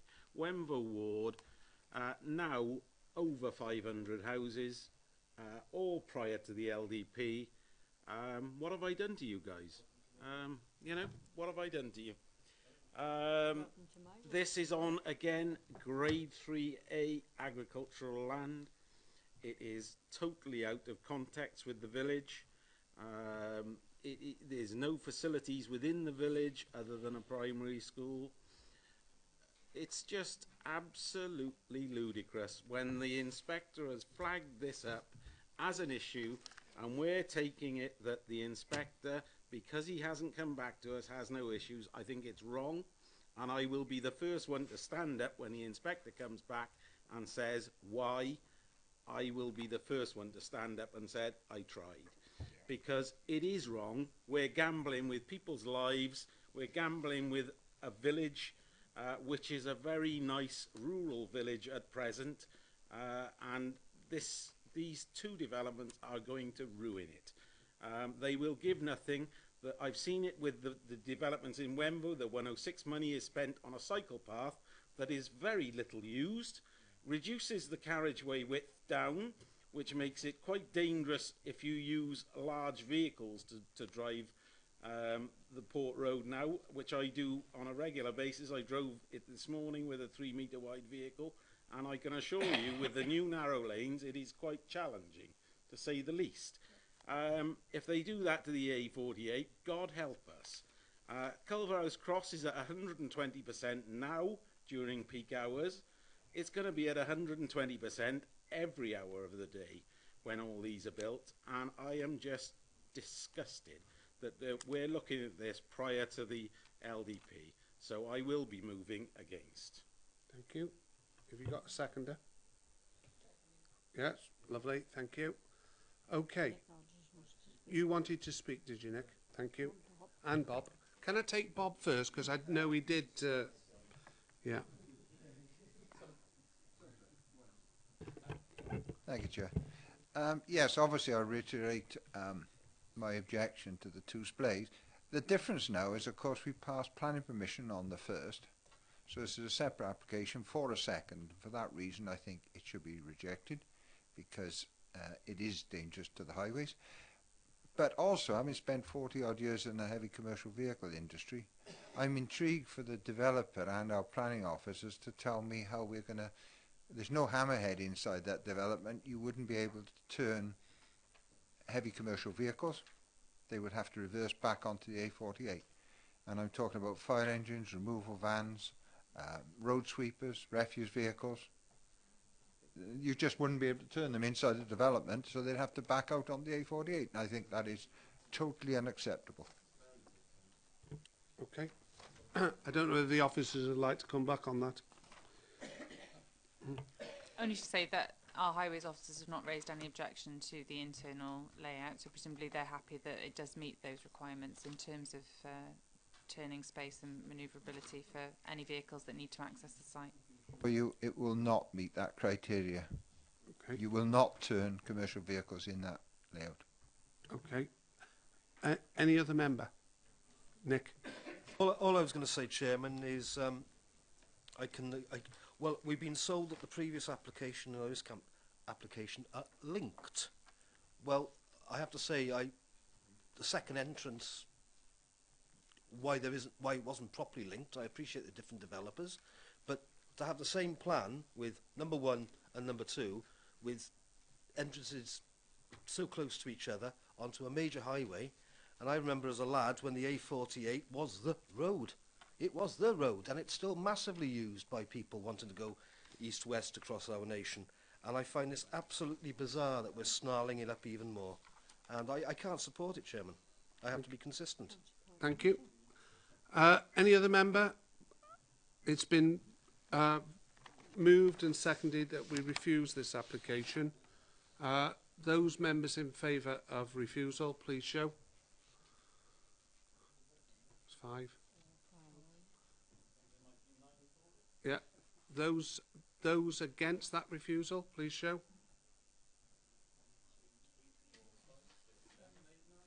No. Thank you. Those abstentions? 1. Thank you. Okay, those. I need a mover and a seconder. Yes. Everybody knows I'm new to planning, but I am troubled by the point that Councillor Penrose has raised about a delivery vehicle or any size of vehicle turning around. Is it possible to defer and ask Highways their view about that? Because if it has been overlooked, we are designing a property. I know I voted against the rejection. Unless I mistook, I voted against a rejection. That's right. Yeah. No, I've asked for a mover and a seconder for. And I'm asking. Yeah. And I'm asking for a deferment to Highways on that specific point, because it does strike me that it's going to be blooming difficult moving anybody in and out. Yeah. Okay. The Highways off. So I was involved again with some of the discussions with the case officer. Safe to say that the internal access and the turning head at the top has been specifically designed to accommodate refuse vehicles. I can't remember the exact length of vehicle. I think it's a 12-metre rigid vehicle, and indeed refuse turning vehicles as well. I mean, obviously, you've got to accept that you're not going to be able to turn an Arctic lorry within a site like that, and you wouldn't be able to in any residential site. I mean, Manufacture Streets is about trying to reclaim the streets and put the balance back to pedestrian use. So the general way we're trying to go is to reduce highway widths rather than putting in great big turning areas. I mean, or just to confirm Highways' position on this is they have looked at this, and they are happy with the types of vehicles that are likely to go into the site and likely to be required to turn on site. Yeah. Thank you. Yes. Yeah, I mean, Steve, an Arctic is easier to turn round than a large rigid vehicle, actually. And a large rigid vehicle is the type of vehicle that moving companies use. We see them every day. We pass them. Masons have a depot down there. And I would challenge you to turn a Masons moving van or an Argos delivery van or something like that in that thing. Our small refuse vehicle would turn in there, I agree. But we can control that. We can't control Masons moving vehicles and rigid lorries going into the site. Yeah. Yeah. Yeah. Anything to add to that? Again, say the Highways have considered that. They have to look at the types of vehicles that they're going to use. They have to be proportionate in terms of their requirements. If it was, for example, the next application reported is Roos, and they've looked at that differently because it's a much larger development. In this case, it's a very small development. It's a single street, it's a single cul-de-sac. To require the turning area for, I say, they've modelled. I accept that. They've modelled 12-metre rigids, and they've modelled refuse vehicles, and that's what they consider to be appropriate types of vehicles that would be accessing the site. Okay. Councillor Powell, and then I'll come to Councillor Penrose. Thank you, Chair. With regards to the arguments we've heard about the large vehicles being able to turn, I think it is fair to say, certainly, that I've noticed over several planning committee meetings that we do listen very carefully to our highways officers' comments, and we do take them into consideration whenever they are comments about maybe a dangerous situation. We do take them into consideration, and in fact I think that it was at the last meeting that a decision was refused, an application was refused because of the weight that we put on our highways officers. I think that you either trust your experts and you go with them, but you can't pick and choose.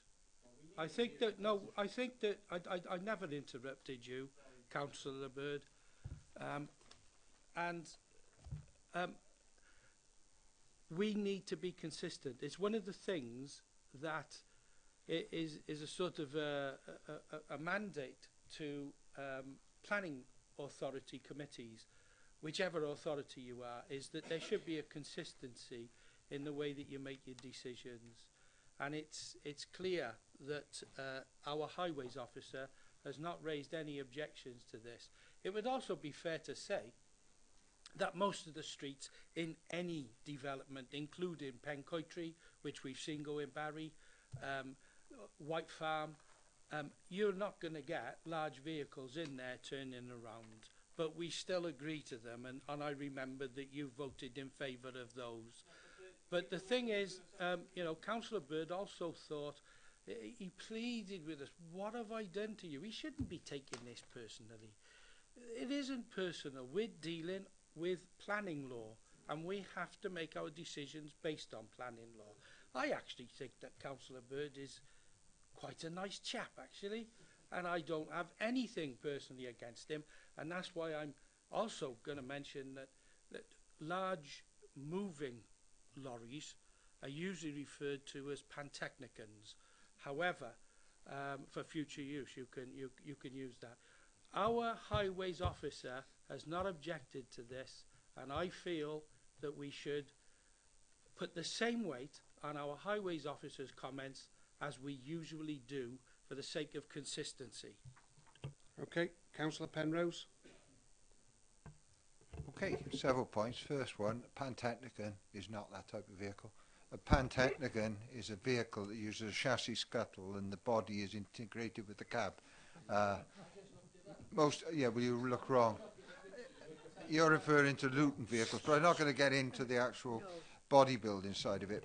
I'm looking at that plan, and I'd be surprised if that access road is more than 12 feet wide. The area at the top in front of the affordable housing, which is the only area where vehicles could turn on, is certainly not 40 feet across, which is the size of a 12-metre vehicle, and that vehicle will need approximately 55 feet to manoeuvre and turn. And taking Councillor Bird's point, it's just not acceptable to have vehicles like that reversing back onto a main trunk road. And I would like it conditioned that if planning is afforded, we could put it a condition in the application that it has to afford a hammerhead such that a 12-metre rigid vehicle can turn. And I'm not throwing doubt, but I am throwing doubt. I just don't think the highways have done the calculations right, and they may be assuming you reverse out. I take Councillor's point about Pencoitry and other things, but they're not reversing onto major trunk roads, and I think it's something we have a duty of care on to ensure. Yes. The officer wants to come back, but I'll take Jonathan Bird first, and then he might sum it up. Yeah. Microphone, Jonathan. Yeah, sorry, Anthony. I do take on board everything you said, but we have had the opportunity to question our officers on a lot of these, and I do think it's disappointing that we don't, when we have large, medium-sized applications where we know there are issues with highways, that we don't have a highways officer here. We have the cabinet member who could probably sort things out for us, and he's the one questioning, actually, his highways officer. Well, yeah. So I really think that any application that there are any highways issues on, we should have an officer here to question. And could I request that for future, please? Okay, fine. Anybody else want to add anything? I know the officer wants to come back on the turning circle. Yeah, so obviously the plans that are presented in front of you are very much a sort of snapshot of the extensive amount of plans that we've had submitted. For all applications for residential development, we have a number of technical drawings showing swept paths for different types of vehicles, rigid vehicles, refuse vehicles, forward visibility diagrams. So what you see in front of you, it might be very much of a sort of illustrative layout, but it's been modelled to quite a significant detail, demonstrating that the swept paths can be achieved, the radio junctions are correct, and that the three-point turning at the top of that, we call it a hammer. It doesn't have to be a hammerhead as long as that turning can take place. It's just an area of highway where the turning can take place.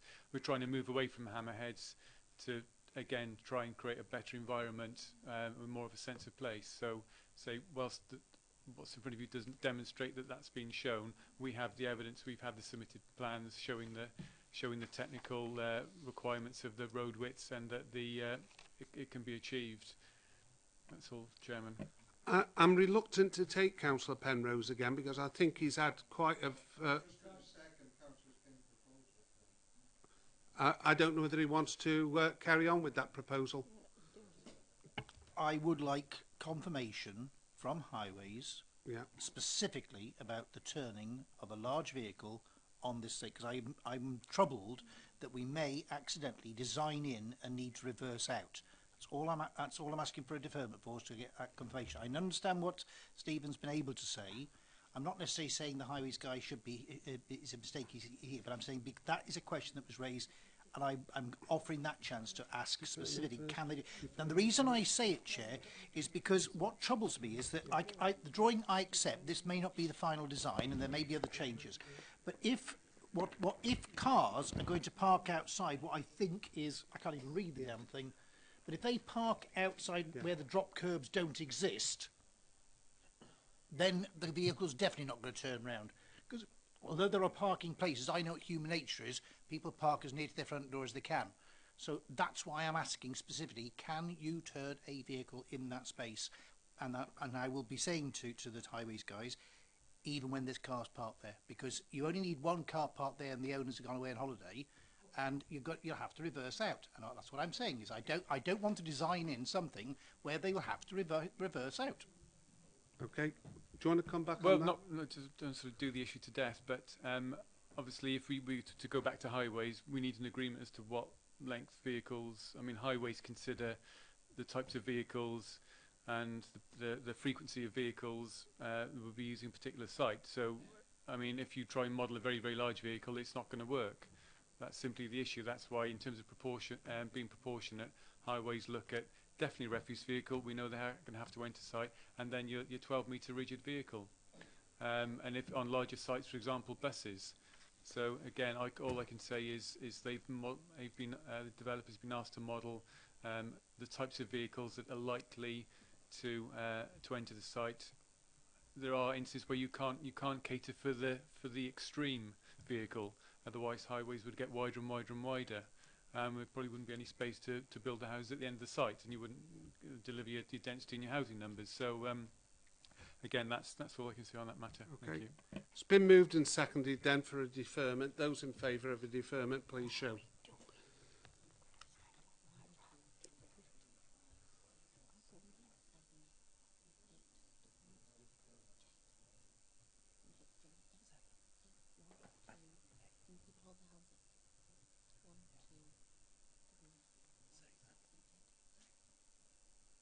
And those against that deferment, please show.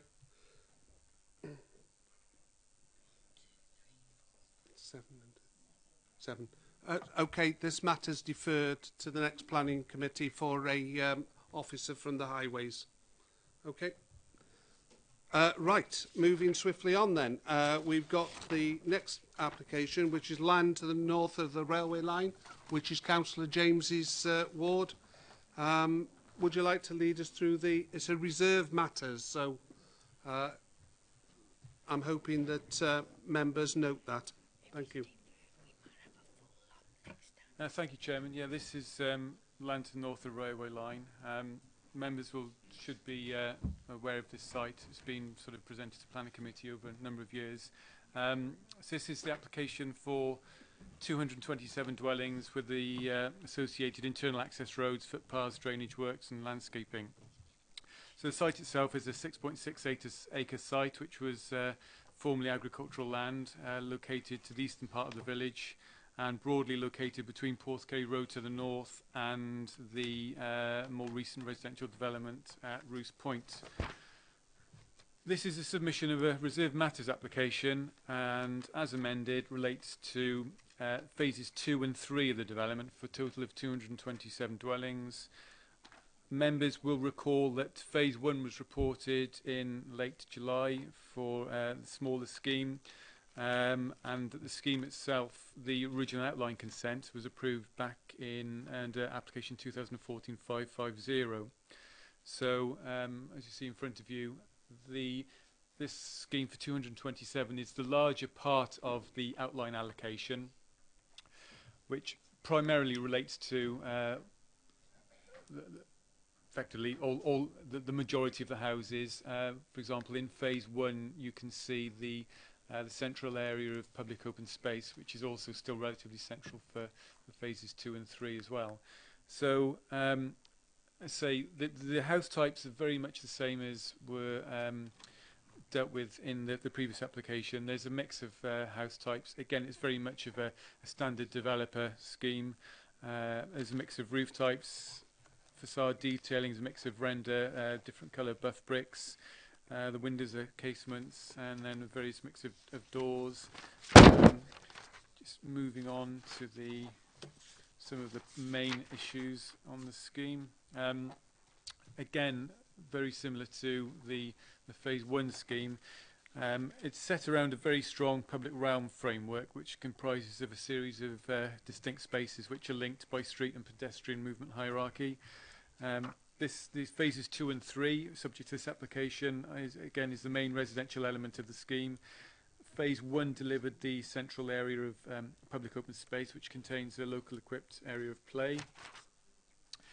One of the main elements of this scheme is the South Green Lane, which is just to the north of the railway line, right at the bottom of the site. This provides the east-west strategic cycle route, which helps to link the site into Torbay Terrace and then onto the railway line and the interchange. So the overall layout and pattern of development is considered acceptable. It's been further developed and improved through the original master plan submitted. Again, it follows the key principles that were set out in the design and access statement, including access for routes and connectivity, the creation of various spaces, and the other scheme also to the east includes the provision of a school, but again the site provides suitable access points and green walkways and corridors to enable access to that school.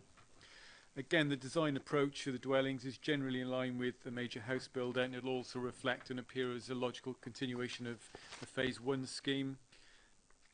Very briefly, in terms of amenity space, all of the dwellings have provision of private and usable amenity space. Overall, it's considered that the provision is appropriate in line with our SPG. Again, considerations being made in terms of impact on neighbouring properties at Porthcawl Road to the north and also to the west, the existing dwellings to the west. All of the dwellings are located, or in terms of their orientation, wouldn't have an impact or cause any overbearing impact on the existing occupiers. In terms of 106, this was secured under the outline. Goodbye plan. Goodbye plan. I'll be quick. It's a James Bond moment.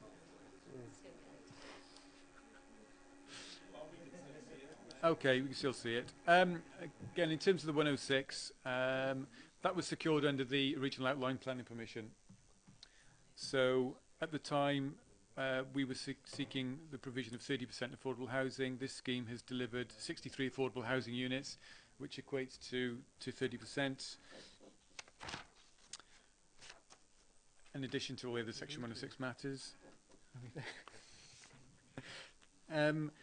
There was some discussion the previous when the phase 1 was discussed in relation to drainage matters, and Clive Moon was present, and he presented the whole of the drainage scheme, which is based around on-site attenuation, using attenuation tanks under the school site, a pond at the bottom of the site, and then the site discharging at a controlled rate into the soakaways along the southern part of the site. The surface water scheme remains exactly the same as phase 1, and members will be aware of that because that was reported in detail to the previous application when phase 1 was reported. Is that gone?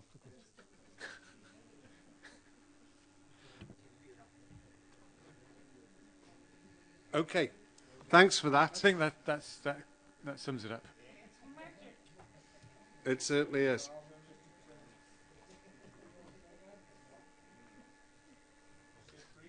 Are you going to put the slide on again or not? He's going to try. Oh, he's going to try. Okay, it's Councillor James's ward, No, and we got a... oh, have we? Paul Williams. Are you going to speak in favour of it, Paul? Yeah, thank you. Okay. 3 minutes, Paul. Your time begins when you start speaking. Thank you, Chairman. I can take a hint with the screen, so I think I can be quite brief tonight. Okay. As Mr. Butler's pointed out, the majority of these issues have been discussed as part of the phase 1 approval, which was given a couple of months back. I think all that remains is for me to thank the planning officers for their attention and focus on the application. The scheme has gone through a number of iterations in its lifetime, mainly to satisfy the stringent requirements of your highways officers and your drainage officers. I'd like to say Taylor Wimpey are very enthusiastic about this site and understandably very keen to secure this final piece of the jigsaw so that they can deliver the 347 houses that the outline planning permission envisages. It's undergone a great deal of scrutiny over its lifetime. The drainage strategy in particular has been debated at length with the council's officers, Welsh Water, and at the previous planning committee, and this doesn't deviate from that agreed strategy. Likewise, the highways has undergone a lot of scrutiny as well. Therefore, hopefully members can agree that the scheme now represents an attractive development for the site and can support the officer's recommendation and assist in bringing forward some much needed market housing and affordable housing for this area. Thanks very much. Okay. Any member points of clarification before Jeff launches into it? Okay, thanks for that, Paul, if you want to step down. And we'll ask the local member. Thank you, Chairman. I take the point that it's a reserve matters application, that we've had many discussions, debates and battles in the earlier parts of this application. And of course, we're in a position where the principle, the detail, most of the detail has been done, but we've got these reserve matters. There's one thing, the two things really that I'm concerned about. Though both of them have been dealt with, and even though I've objected and residents have objected, the highway access is still causing residents of Roos a great deal of concern. But notwithstanding that, the permission has been granted previously, so we're in a position where I can do nothing about that. But what I am concerned about, and I've mentioned this many times when we've been discussing this application, another application to the north of the railway line, and that is water runoff, drainage, etc. And I picked up in the report tonight that on page 179 there are comments by the Welsh Water who ultimately want assurance that the development of the site will not in any way hinder or cause the silting up of the system of water drainage, which will go to I can't remember the name of it, but a soakaway, a series of soakaways at the bottom of the site. Attenuation ponds. Okay. The other point that I want to make is that Welsh Water are concerned about that, and I am as well. I'm equally concerned about what happens when the houses are all built and the developers left site. Because what we've got is a system of drainage that relies on a hydraulic brake, tanks, and the silting, the non-silting of these attenuation tanks at the bottom. My guess is that the council will take up responsibility for this to allow the site to be developed. But in all the conditions that we've had, there have been no conditions which deal with a scheme of maintenance and management from the council or conditioned by this planning committee, because my concern is that there's a recipe here for problems, that unless this system is maintained and managed by the council, then at some point or other there will be a silting up of the attenuation ponds. There could be a blockage of the pipe with a hydraulic brake, and there could be the building up of silt in the tanks that are meant to take the excess of water when there's a massive amount of rain, etc. That being said, I've not got assurances in this report that the council has a scheme of management that protects not only the people of this development, but the people south of the railway line, in other words, Roos Point. So I know that I've had many conversations with Stephen over these matters, but I'm just looking for that assurance, because we've got a condition, we've got conditions 27 and 30 that relates to water. Welsh Water is saying protect this whole thing while the site is being developed, because we don't want, you know, work on the site to silt the system up. My concern is what happens if it silts up when people are living in these houses. I think there should be maybe a condition that says the council must come up with a scheme of management and maintenance to protect the people who live here and the people who are going to be on the south side of this development. That's my major concern on this, Chairman. Okay. Thank you. Thank you, Councillor James. Yeah, we've obviously fully aware of the proposals for surface water management. I mean, it's safe to say, you know, we've progressed a lot since we dealt with the outline application. We secured the drainage strategy then. There were a number of conditions on the outline application which specified the requirements of how we'd like that drainage strategy set out in terms of details of management, etc. So many of those matters are covered under the outline.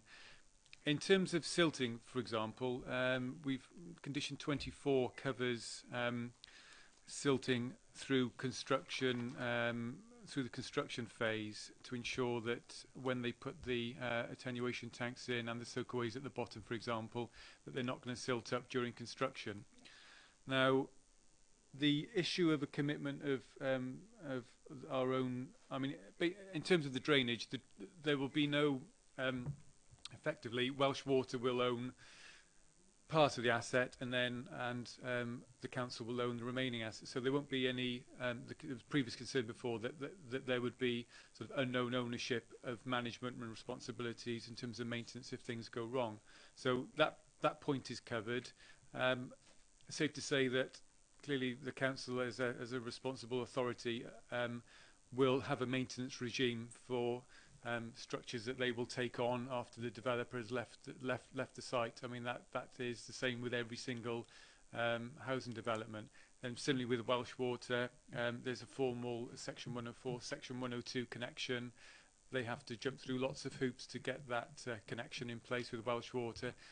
Welsh Water will only take on the surface water drainage if they're happy with it.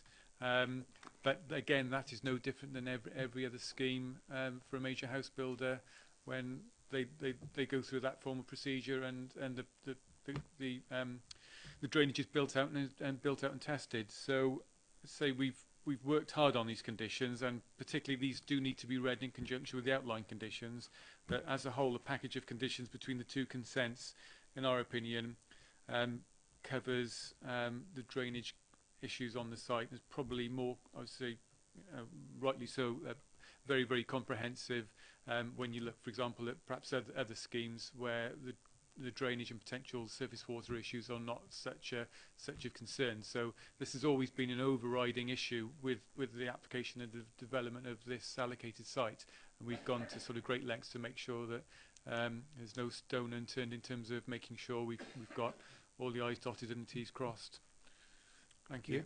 Yeah, I'll let you come back, Jeff, but if you remember, at the last application, we had extensive talks about this and about the Celtine and about who was going to be responsible, and we had the engineer here talking about it, and I think we have give it a really good airing, but I'll hear what you want to say in face of what the officer has said. I'm reassured that our officers have responsibility for this, but I can also say that there is major drainage infrastructure in Roos Point. There are what we call the carrier drains. There's one at the top of the site, there's one at the bottom. I'm concerned that the one at the bottom, there's been complaints by residents that it's not working properly, and the council are choosing to do nothing. Now, I think that the carrier drain in itself is a relatively simple thing. It's a pipe, and it needs. But this is a sophisticated drainage system that's not been seen by this council before. And again, I feel that whilst our officers will be aware of this, if it's in a department's responsibility that is not drainage, for example, it could be parks. We're going to have the school over the tanks. We're probably going to have parks and controlling and leisure management with controlling the open areas and where the silting is, and there it could be that sort of whole falling through about who's actually responsible for this, because we don't have a scheme of management and maintenance of this. It's going to be left to our officers to decide the process, and my biggest concern is that over time they don't really know how to manage this because they've never had to do it before. And will they be able to, not over 1 year, not over 5 years, in 15 years, if it hasn't been properly managed and maintained, everyone's in trouble. And my concern is that it's not actually, that the scheme of management is not conditioned. So we're putting a lot of faith on our officers today and officers tomorrow to be able to manage something that is not easy to control. That's my concern, Chairman. Okay, I did see another hand up somewhere. Yeah, Councillor Mark Wilson. Yeah, I have some sympathy with Councillor James. For several years I was lobbied by people from Roos about the drainage issues on these sites. And clearly one of the issues that I have in my ward has been an issue that's been largely resolved through a committed sum of money for sustainable drainage on the Cogan Hall Farm site. And I think you can do it for that, you can do it for this. That's my view. That we need to find some sort of sum of money that basically helps the council if there are any issues. We have got the money from the developer to say actually we can do this, rather than trying to find someone else or get Welsh Water involved and everything like that. So I have a lot of sympathy for Councillor James and what he's saying. So I would like to support his condition that we do have some sort of committed sum of money, if possible, in order to protect this drainage system. I better ask the officer to come back on that. Obviously, I note the concerns raised. I mean, I need to emphasise the fact that the drainage scheme has actually been approved under the previous reserve matters application, and actually let's call them the critical bits of drainage infrastructure, which are the attenuation tanks underneath the school site, form part of that first phase of development and also under the central area of POS. So yourself as members have already approved that drainage scheme. This is very much a continuation of that scheme and is utilising the same part of the drainage. Okay, this scheme does contain more of the soakaway trench along the bottom edge of the site. Again, as Mr. Williams has said, this scheme has been developed extensively, and it's taken a number of months in negotiations with Welsh Water, our council's drainage team, probably more than any other site I can recall, in terms of making sure that every single matter is covered, responsibilities, etc. You know, I've had conversations with the drainage officer myself about management and the need to get into, particularly into the school site, for example, need to get in to check and to jet out the attenuation tanks. They've looked at that, and they, you know, particularly Clive Moon, I mentioned his name. He has looked at this because he is commenting on this from his own departmental side in terms of maintenance. So he's fully aware of the maintenance regime required for these tanks, and he wouldn't want to impose a liability on his own service area. And obviously in him supporting the scheme, he's happy that it can be adequately maintained and in the long term wouldn't cause undue problems on any local residents. Thank you. Councillor Nick Hodges.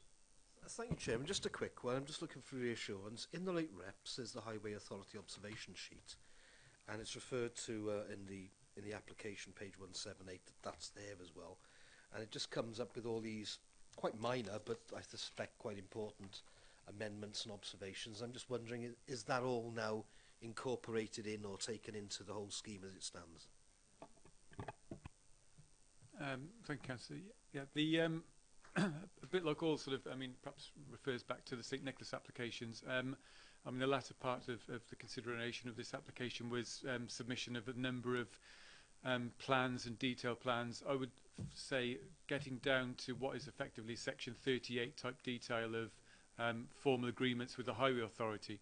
So the Highway Authority have gone, I'm not saying going beyond what they would normally do, but are asking for a level of detail that ordinarily an application wouldn't contain. An application would normally contain details of how wide, where the roads are, where the houses are, and the road width. They're asking for detailed, full engineering details as part of the application process.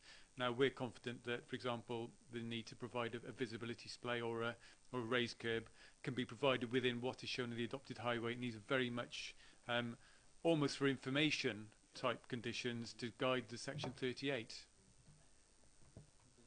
Okay. Did anybody move anything? Because I heard... Are you satisfied with the officer's answers? Chairman, I understand where we are. I still have my concerns.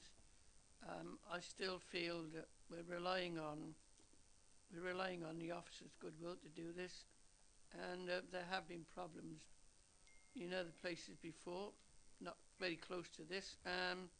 So I don't think I can support the application, Chairman. I think I've got to support the residents of Roos, who are very fearful of the drainage scheme and the access.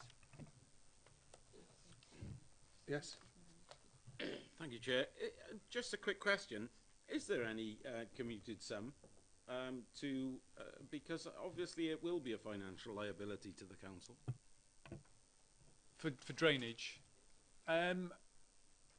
I'm not aware of any. I mean, there's a separate mechanism where the drainage authority, that's Clive Moon's team, can secure commuted sums, and that's pretty much being standardised now with larger developments, where a number of developments now, in terms of trying to secure greenfield runoffs, have attenuation ponds within schemes. Now, there's clearly a cost for the council to maintain that from a public open space point of view and also a drainage point of view.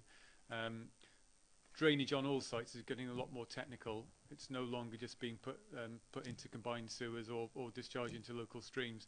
Now, I'm not saying this is quite a technical site in terms of trying to get a drainage strategy on it, and I would say yes, it is. There are smaller schemes that follow this principle, but this is the first of its kind in terms of quite a large scheme. So, but in fairness to say, because it is a large scheme, we've taken a long time in trying to finalise and making sure, from Welsh Water's point of view, that they know where their responsibilities lie, with our drainage team where our responsibilities lie. So again, we feel that the matter has been fully covered, again, in the outline conditions and in the conditions on the reserved matters application. Okay. Anybody else? Otherwise, I'm going to go straight to a vote. Yeah. There was a proposal and they dropped that. They've dropped. Yes, they've dropped the proposal. They Jeff's dropped going the to vote proposal. against it. All right, that's Yes. right. Just want to check. Okay. Those members in favour of officer's recommendation, please show.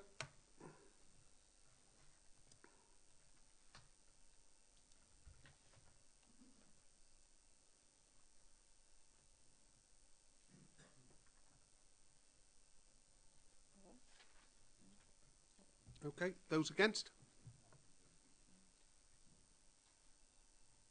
4. Abstentions? Thank you. That's clearly carried.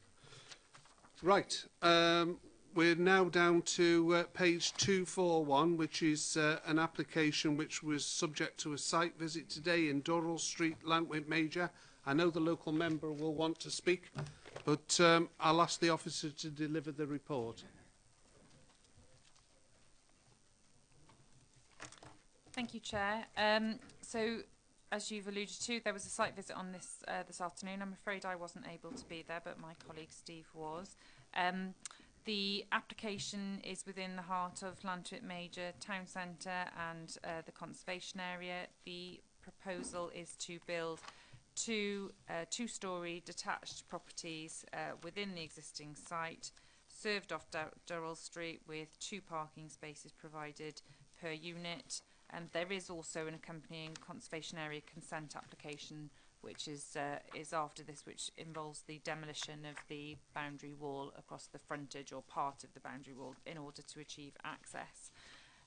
The report details all the issues. There are some concerns from neighbouring properties about the various impacts of the development. Those have been addressed in the report in terms of overlooking issues. There are proposed conditions in respect of obscure glazed windows and so on. And it's considered that, on balance, the application is considered capable of approval. Okay. So I think we ought to ask the local member to come and take a seat.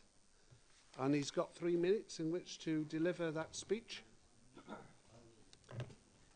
going to find the brain start, if you would, Chairman. Right. Away you go. Okay, thank you, Chairman, very much. Good evening, committee, once again.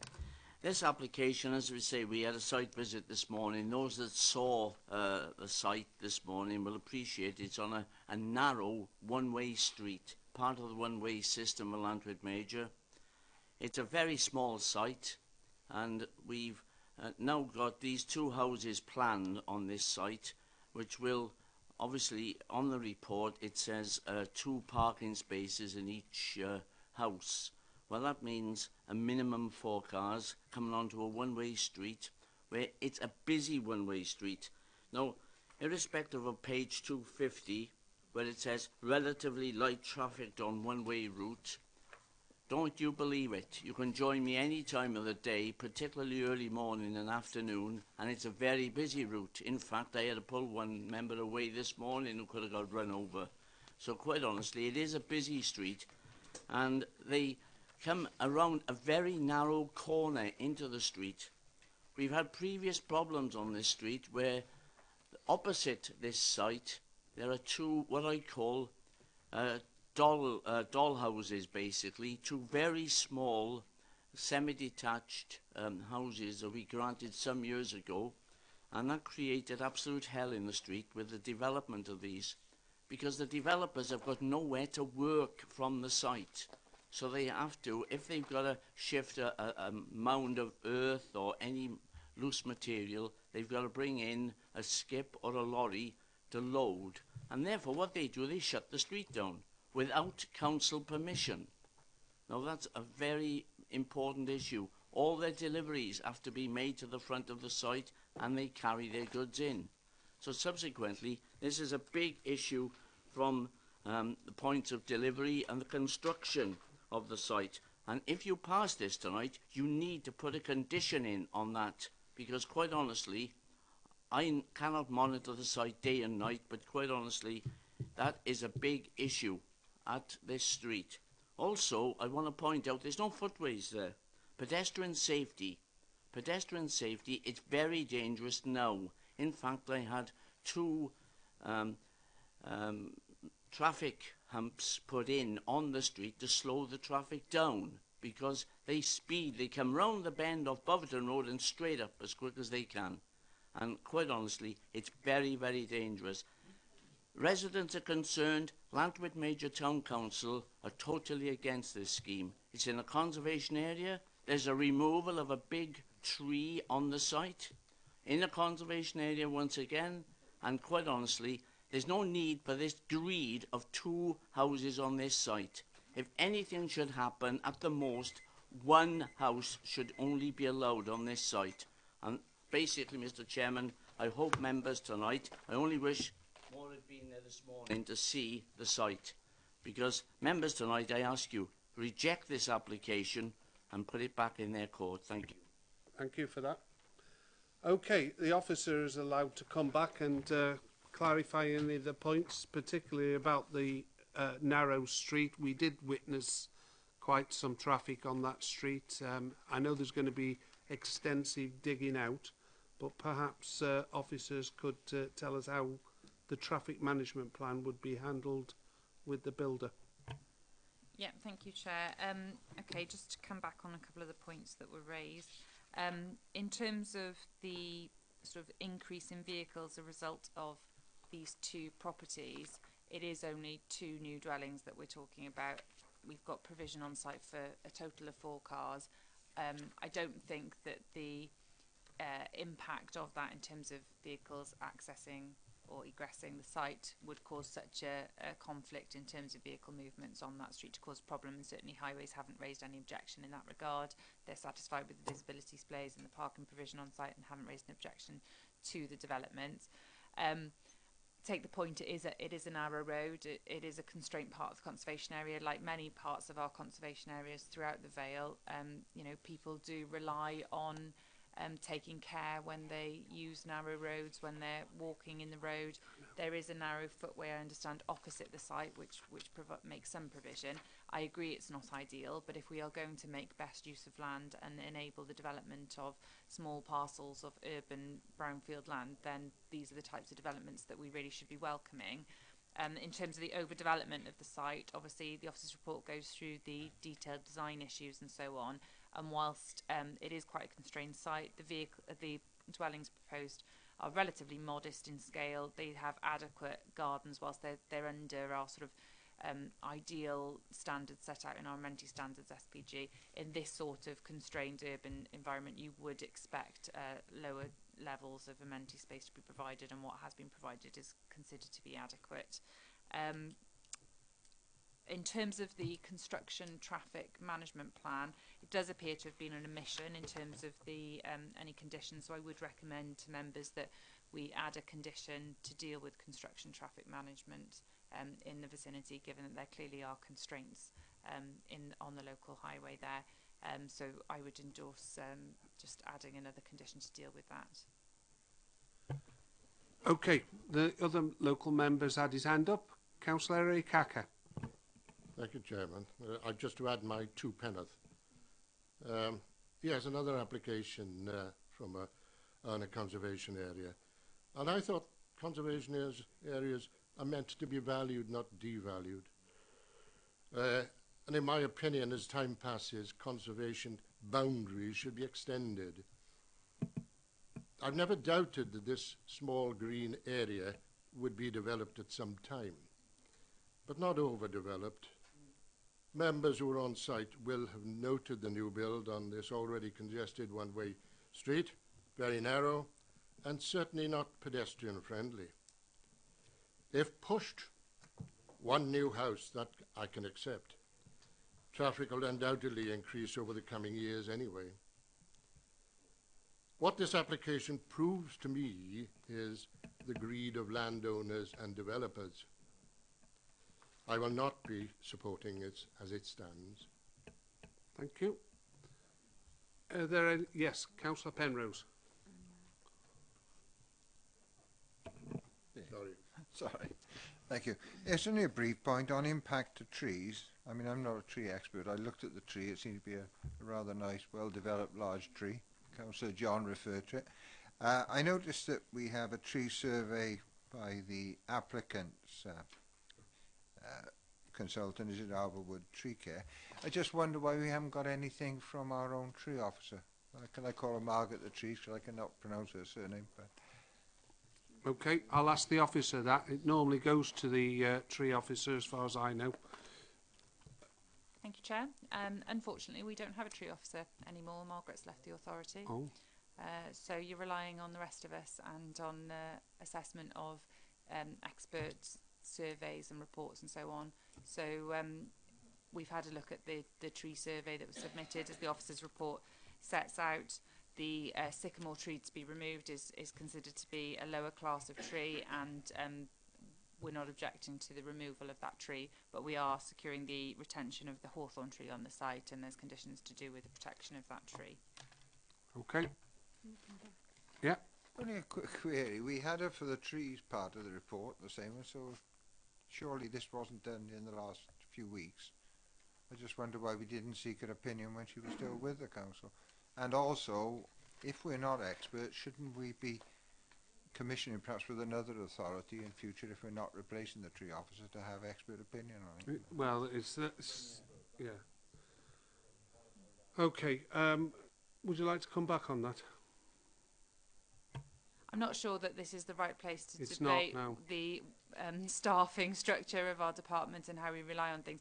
You know, there are a lot of matters that planning officers are not technical experts in. Drainage, highways, you name it, ecology, and we have to rely on the expert submissions put to us. And if we have reason to doubt their validity and their sincerity, then we can obviously seek alternative independent verification and so on.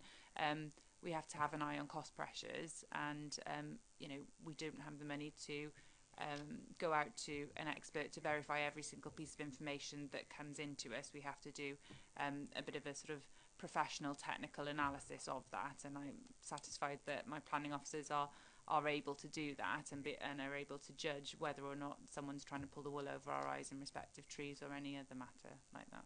Okay, Councillor Bird. Chair, I'd like to recommend approval for this. Simple as that. Okay, Mark. Yeah, I did ask to speak before. Couple of things here. I'll look on page 242 and 243.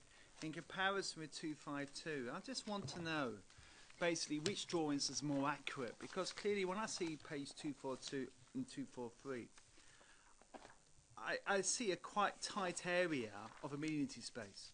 But when I look on page 252, I see an adequate area of amenity space. I wonder which drawing is mathematically correct.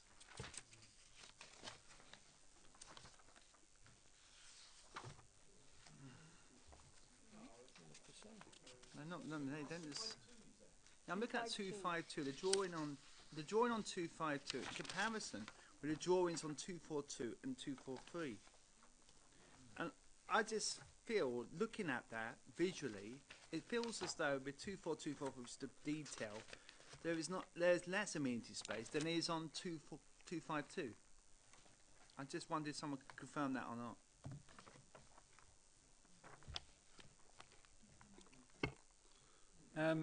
I think it's just a matter of the way the plans have been drafted. I mean, the drawing on 252 is very much a block layout plan. I mean, 242, what you're looking at, I don't know whether all members have got coloured versions, but the patio area is obviously amenity space, and rather than thinking of it as just the green area shown, in fact, the green area and then the footway around and also the patio area are clearly our amenity space. So I think actually the plan on 252 is accurate. It's just the way that 242 is being coloured up, and just because it's not green, it perhaps doesn't appear as rear garden amenity space.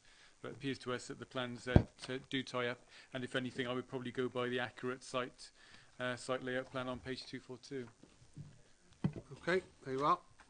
Sorry, can I just say, in terms of these plans, see, these are included in officers' reports for illustration, and they certainly shouldn't be relied upon to scale or to, you know, deal in terms of their accuracy. They are, you know, we didn't used to include these plans in reports, did we? And I think members like their inclusion. I think they're quite helpful when reading through them, but I wouldn't want anyone to rely on them in terms of accurately scale measuring. You know, we do have the accurate plans, but on our online register for members to look at in more detail. Okay. Councillor Acker wants to come back. Just one thing I want to add. I hope that members here will note that vehicles will either have to back into this site or back out of this site onto this very narrow road. Thank you. Okay. I hear what you say, but highways officers have not raised an objection. Okay. Can I second what Councillor Bird has moved, but with the advice You'll of better the put extra... your microphone on.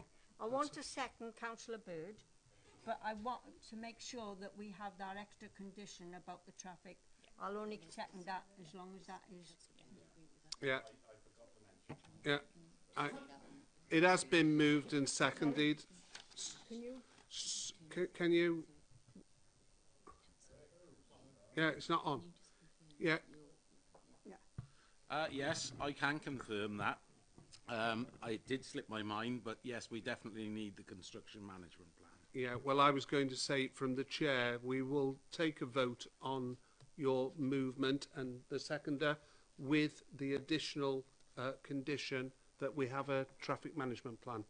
Okay, those in favour of that, please show.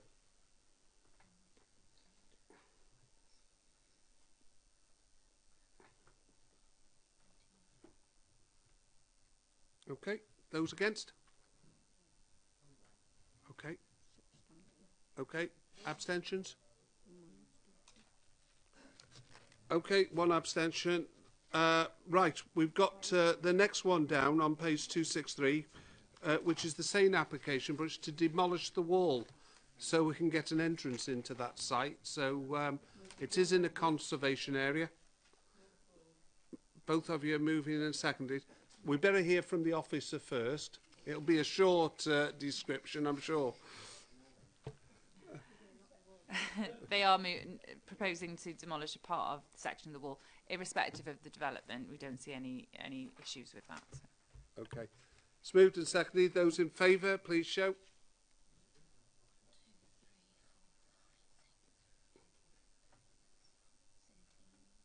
Those against? One. Any abstentions this time? No, and Nick's not in the room, so we can't count him in. Okay, thanks for that. The next one down is on page 270, which is the St Athens Boy Village. Boy, I think this has been going a long time, but the officer will lead us through the report. I think they've come to an agreement now with the landowner. Thank you, Chair. Yes, as the report outlines in some detail, this is the result of many years of negotiation.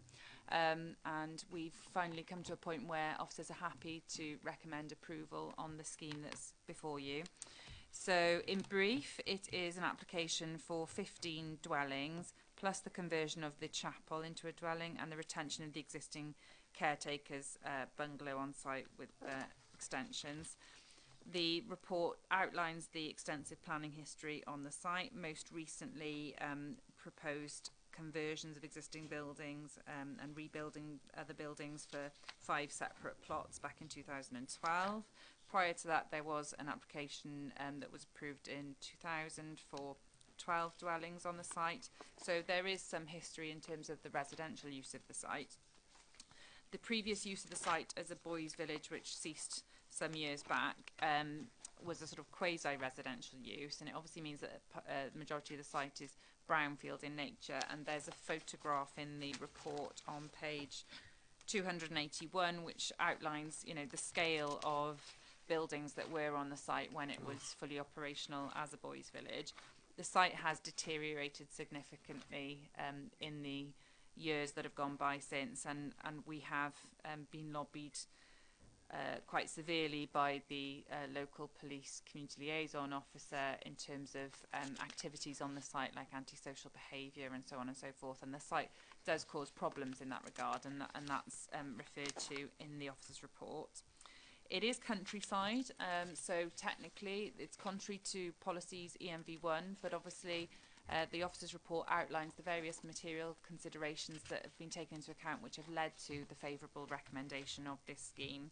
and we consider that on balance the scale of development proposed in the form that's being proposed is acceptable.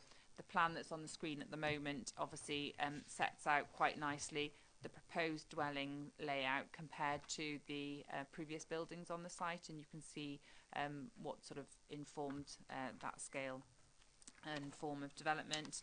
The application therefore is recommended for approval subject to a section 106 agreement which deals with various matters including 40% affordable housing being provided on the site, contributions towards sustainable transport, on-site public open space and maintenance provisions for that open space, a contribution for education and public art on the site. Okay. I was going to ask Councillor Jeff James. It's in your ward, isn't it, Jeff? No. St Athan, John Thomas. Okay.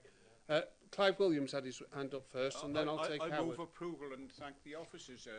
This has been going on for 20 years, and in my estimation, I can't understand it. So I'm delighted this is to move approval, and thank you for all your work and your officers. Yeah, good. Thank you, Mr. Chairman. And the retention of the church was really good. And yeah, it is a good scheme. I have to agree with you all. Councillor Howard Hamilton.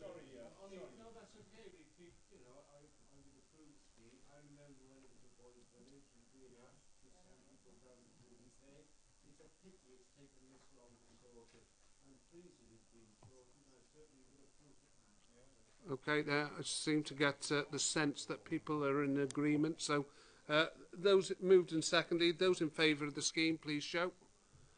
Well, looking round the room, that's unanimous. So thank you for that.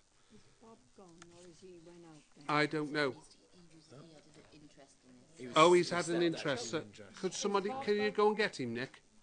Bob? No, we haven't finished yet. Oh, right. Oh, right. He's gone. No, he's gone out because he's got an interest in this. Oh, right.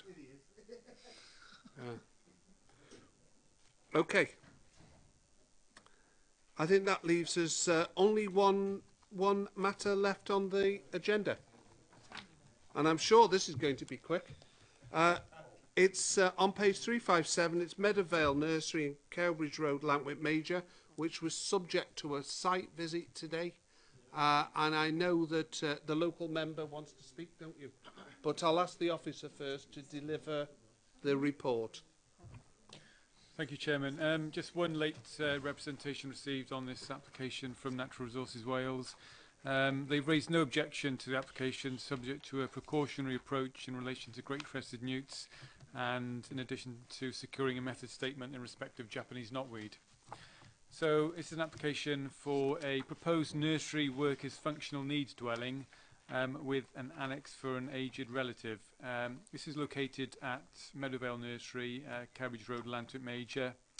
This is just north of the roundabout to north of Lantwick Major on the B4265. So the existing nursery building is currently made up of a storage shed for equipment, a toilet block, 2 main polytunnels, a log cabin for tea room, as also a combination shed and a glass house for growing plants, in addition to an office. So, as I say, the application is for an agricultural dwelling to support a nursery worker. If I just go back to the previous plan, on the bottom sort of right-hand corner, if you will point it out, you've got the existing nursery facilities, and the proposed dwelling is to be sited to the northwest of it, and it will be accessed up a track that is sort of currently there quite informally, and to the rear of that, it's a detached bungalow with a detached garage. There's also provision for drainage at the back. The dwelling itself is relatively large at 263 square metres. It'll be a 2-bedroom bungalow with one bedroom annex. It'll accommodate the applicant's mother, who it's stated is going blind. The bungalow would also include a living room, kitchen, utility room and office area. The annex itself would have a separate kitchenette and lounge with an ensuite. So just to briefly run through some of the issues. Representations received. We've had no objections to this, and 4 individual letters of support, in addition to a petition in support of the application of approximately 1,230 signatures. In terms of members are probably aware of previous applications being presented to committee in relation to either the removal of agricultural ties or applications for rural enterprise dwellings. Principally, the policy in the UDP is policy House 5, which relates to agricultural forestry dwellings. More generally, in terms of national policy guidance, there's a strict restriction on new houses in the countryside unless they can be justified for agriculture or forestry purposes. Principally, TAN 6 is the most up-to-date national guidance on the matter. If I just quote some of the sections which I think are relevant to our discussion, is that rural enterprise dwellings, one of the few circumstances in which new isolated residential development in the open countryside can be justified, where accommodation is required to enable the rural enterprise worker to live at or close to their place of work. Whether this is essential in any particular case will depend on the need of the rural enterprise concerned and not on personal preference or circumstance of any individuals involved. There's then the TAN sets out the tests required to support a new dwelling. Firstly, that there's an existing functional need and that the need relates to a full-time worker and does not relate to a part-time requirement. That the enterprise concerned has been established for at least 3 years and profitable for at least one of them, and that the functional need couldn't be fulfilled by another dwelling either on the site through a conversion or on adjoining land, and in addition that all other planning considerations are met. So running briefly through the application. As required by the TAN, the application has been supported by a agricultural statement, together with the accompanying documents, form the basis of the assessment of the application. So in terms of the functional test, that is required to demonstrate for the proper functioning of the enterprise for one or more dwellings. In the case of this application, it's obviously a horticultural related business. So like, for example, where you're looking at cattle in terms of animal welfare and animal husbandry, we need to look at whether or not there's a functional test for a worker to be on site effectively pretty much 24 hours a day, and that need can be clearly demonstrated. So the applicant has set out how they feel that the functional test would be met, and they go into issues of husbandry in relation to the main requirements, which are the growing of plants and the various stages of the growing of those plants, from germination to growing from seed, and then obviously later on hardening off. Very, very briefly, just pulling out some of the key points, it's stated that during the growing season, the husbandry practices need to be undertaken outside of normal working hours and are they essential to get in the correct order for plants to survive and grow in the quality required. In terms of growing on from seed, being at the site at all times is said to be essential to ensure that the correct heat, water, light and levels are given to various varieties, ensuring that high quality plants, and to allow a number of varieties grown from seed to increase, which will reduce costs.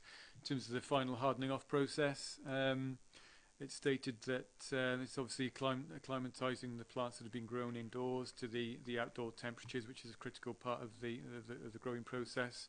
And then again, that's carried out initially before the nursery opens in the morning at the end of the day, and then after June, generally that process reverses with plants being moved in out of the sun so they don't get dehydrated or scorched.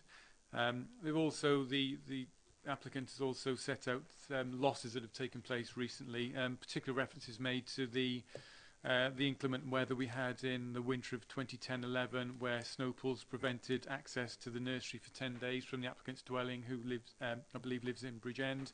The losses as a result of that event, which has taken place 5 years ago, total losses of £23,000. Very briefly, just trying to summarise that we've looked at in great detail at the functional requirements, which look at husbandry, loss prevention, and also the need for expansion. we don't feel that there's a justification in place in terms of the functional need for a worker to be on hand day and night to deal with an emergency in terms of the function of the enterprise that would threaten the continued viability and existence of the enterprise without immediate attention. We emphasised to the applicant during some pre-application advice that he would need to fully explain why a worker would be required, or why the business has reached such a level to require a worker to be on site 24 hours a day. Whilst the case has been put forward to outline the difficulties in 2010 and 2011, say the council's view and your officer's view is that no indication has been given that there's that demonstrable need for 24-hour on-site supervision. Again, then moving on very briefly to the time tests, we do acknowledge that in terms of man hours and equating full-time worker man hours to the size of the unit, that's come out at 2.4 labour units. So in terms of that, the time test effectively, the man hours can be met. However, that time test doesn't automatically mean that a new dwelling is acceptable, because there has to be a functional need even when a time test is met. Very briefly, in terms of financial test, the profits have been shown to be have been submitted. The business operates 21 years. We believe that the growth is based on 15% per annum in terms of turnover. Safe to say that we are relatively happy with the profit that's been shown by the enterprise, and no reason to believe that that profit wouldn't continue. However, again, all those tests need to be met, and meeting just the financial test does not it does not mean that the application could be supported. Again, we also have to look at another dwelling test as well, whether another dwelling could be provided closer to the site to alleviate the concerns and the management issues put forward. For example, the applicant lives in Bridgend, which believes a half-hour journey to the site. Obviously, the site is probably minutes away from Lantwick Major, in which case, if there was an emergency, the applicant could get to the site very, very quickly. In addition to that, there's more modern technologies in terms of monitoring systems these days, the internet, so mechanisms can be put in place, CCTV, etc., to better monitor without the reliance of having to live on site and have that 24-hour sort of husbandry welfare support. So in addition to that, in terms of the dwelling as well, concern is raised that the dwelling is 263 square metres in size, which is significantly larger than a typical rural enterprise dwelling. And whilst we accept this is to accommodate annex accommodation for the applicant's parent, the TAN is clear, and it says that the justification has to be based on the needs of the holding and not personal circumstances. So in summary, the officer's conclusion is that the application does fail principally on the not meeting the functional tests, and then not saying it's a secondary issue, it's also an issue that the dwelling is considered to be excessively large. Okay, thank you. Okay, it's over to the local member. Thank you, Mr. Chairman. I'm probably preaching on deaf ears, but I will certainly say what I want to say, and that is this man has worked his socks off over the last number of years on this site. He decided to take up this as something he always wanted to be. He was working as a professional accountant. Easy, nice little number, sitting in an office all day. But this man set about this business that he'd always ambitioned for, and he has worked his socks off in developing this site in all winds and weathers. And we have supported him by contributing to the tea rooms there, a very successful tea rooms. It's become a very successful business. And I am sure that Carl Terry is wanting to develop the business. It's one of the best garden centres in the Vale of Glamorgan, and he wants to develop his business further, but his concerns are itemised, for example, on page 372, if anyone looks at it again. The concerns of weather, things in the weather these days can change dramatically, and as Steve has already said, the problems of attending to broken tunnels, etc., damage to his plants, etc. That's an income to him, and that's a double loss. As a double loss when he loses them. The man has worked exceptionally hard. I'm concerned that if he decides that he doesn't get the support to live on the site, he's had intruders on the site, and he's a lone ranger with his wife. And I'll be honest with you, I would be very concerned on my own in a site. But at the same time, he's a man that works extremely hard, and he's really determined. But will he be determined? And what happens with the tea rooms? What happens where we go on from there with the grant from CRC? You know, this is all to be looked at in the future if he doesn't progress. Because, quite honestly, I would feel very disappointed because he's got everyone in support of him locally. The local councillors, although we don't buy there, we support the effort and the work he's put in. He took the corner off on the Cowbridge Road. In conjunction with the council, he took that very dangerous corner off to aid vision. A couple of people have been killed there, and quite honestly, that has done a great service to the community. By taking the corner off, it means now you drive up that road like you did this morning. Just imagine that hedge was there once, and you had to go round that blind bend. But he's worked very hard for this, and I support him fully. Thank you. Thank you very much.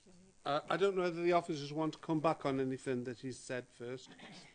Very briefly, obviously we welcome those highway improvements. I'm not sure whether they might have been part of the original approval in the first place. They might have been required by the highway engineer in order to facilitate safe access to the site. But I see all the issues raised by Councillor John have been considered in the application. We're not disputing that the business is not there, that it is shown to be profitable. We're not disputing that. Clearly the tea rooms is very, very successful. We approve that as a scheme. However, we've got to look at the policy. We've got to look at national guidance. We do with a number of applications for rural enterprise dwellings. We've got to treat all applicants equally, and we have to follow the same tests equally. Now, the financial test is met, but unfortunately, I say unfortunately, it's clear that the evidence is not there. Not so much evidence, but even if it was even a potentially a larger horticultural business, that it's not considered that there's required for man hour and 24-hour surveillance. It's very, very different to let's call it it's still agriculture, but look at, for example, carving, where you're talking absolute animal welfare issues. That is not the case here. Yes, it's regrettable of losses. That's I guess part. That's probably no different, I guess, to every other garden centre or horticultural business. And I say modern technology these days, CCTV in terms of security, weather warnings, etc. And so if the applicant were to move locally to Lantuit Major, they would be virtually within minutes of the site. So from our point of view, it's a very, very detailed report. We've gone through all of the matters and we've said why it doesn't meet the functional test. Thank you. Councillor Eric Acker. Well, I agree with everything that Gwyn said, of course. And I thank the members who turned up on site this morning to see it.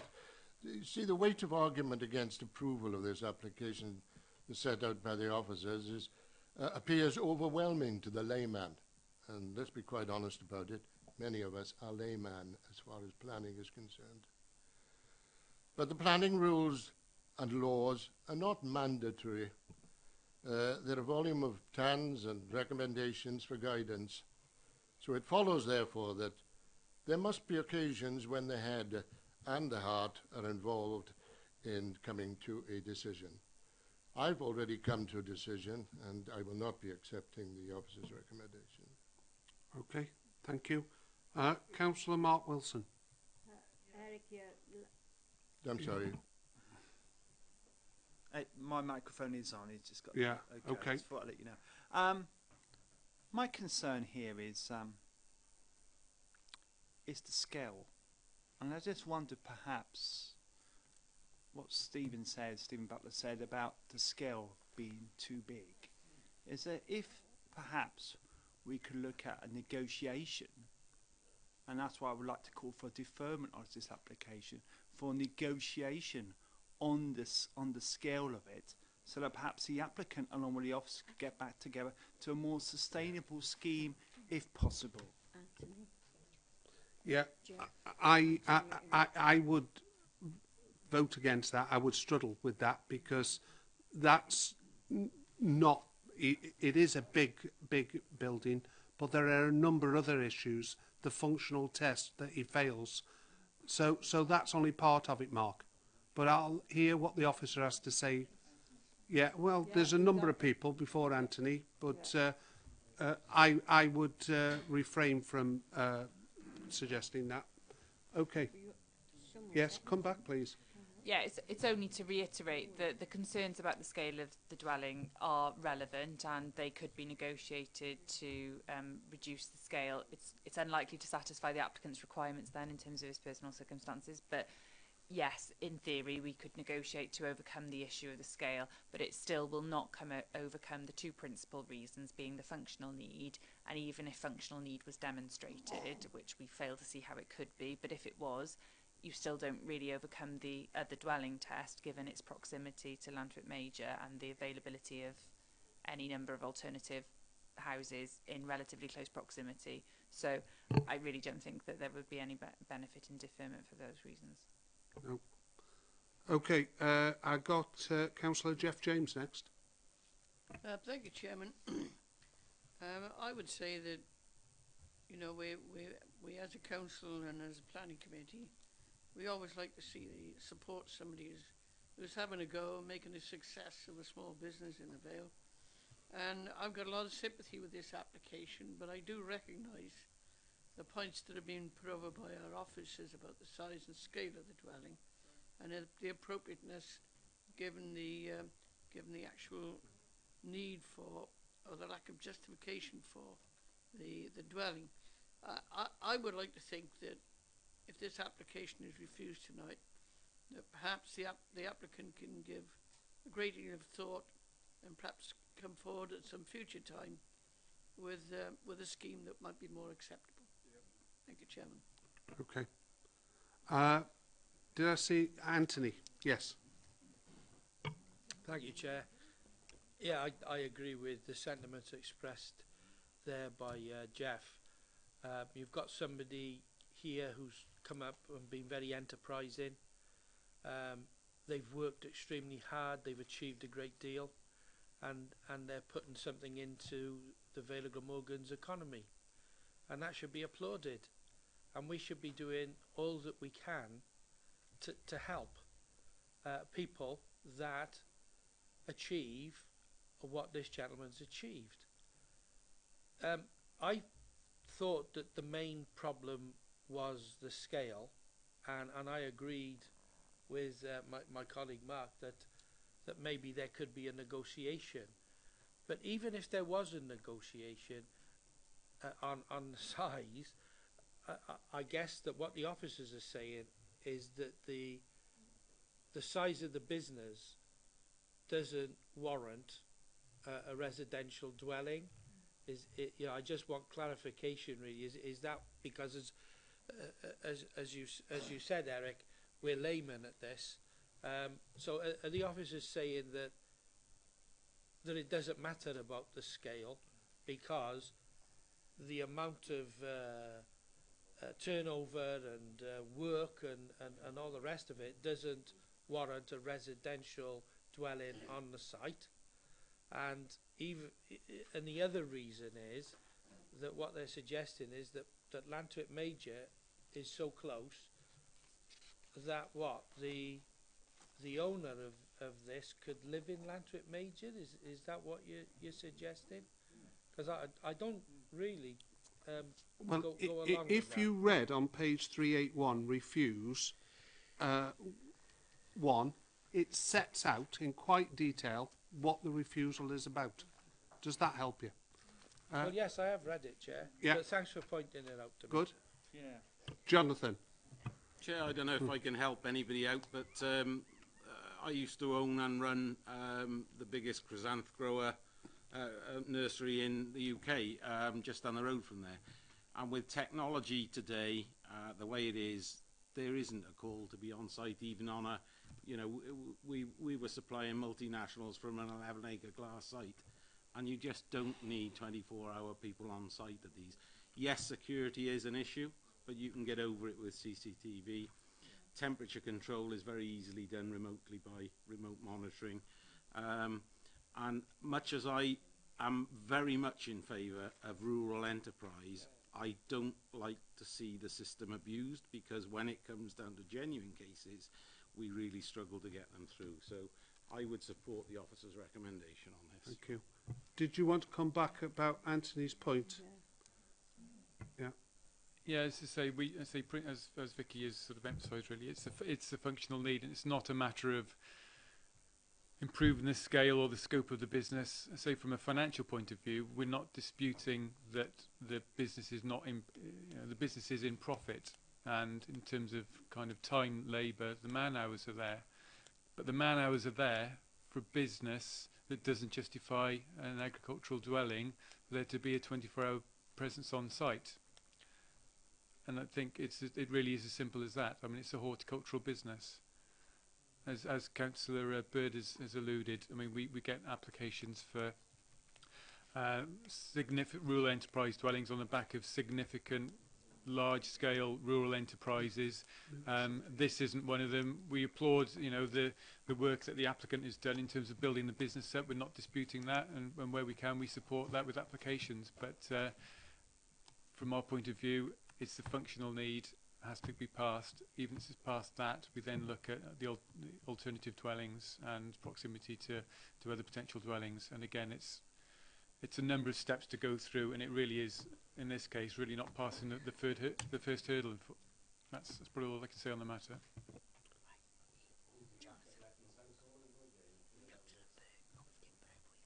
Yeah. Councillor Bird moved officer's recommendation. Have I got a seconder?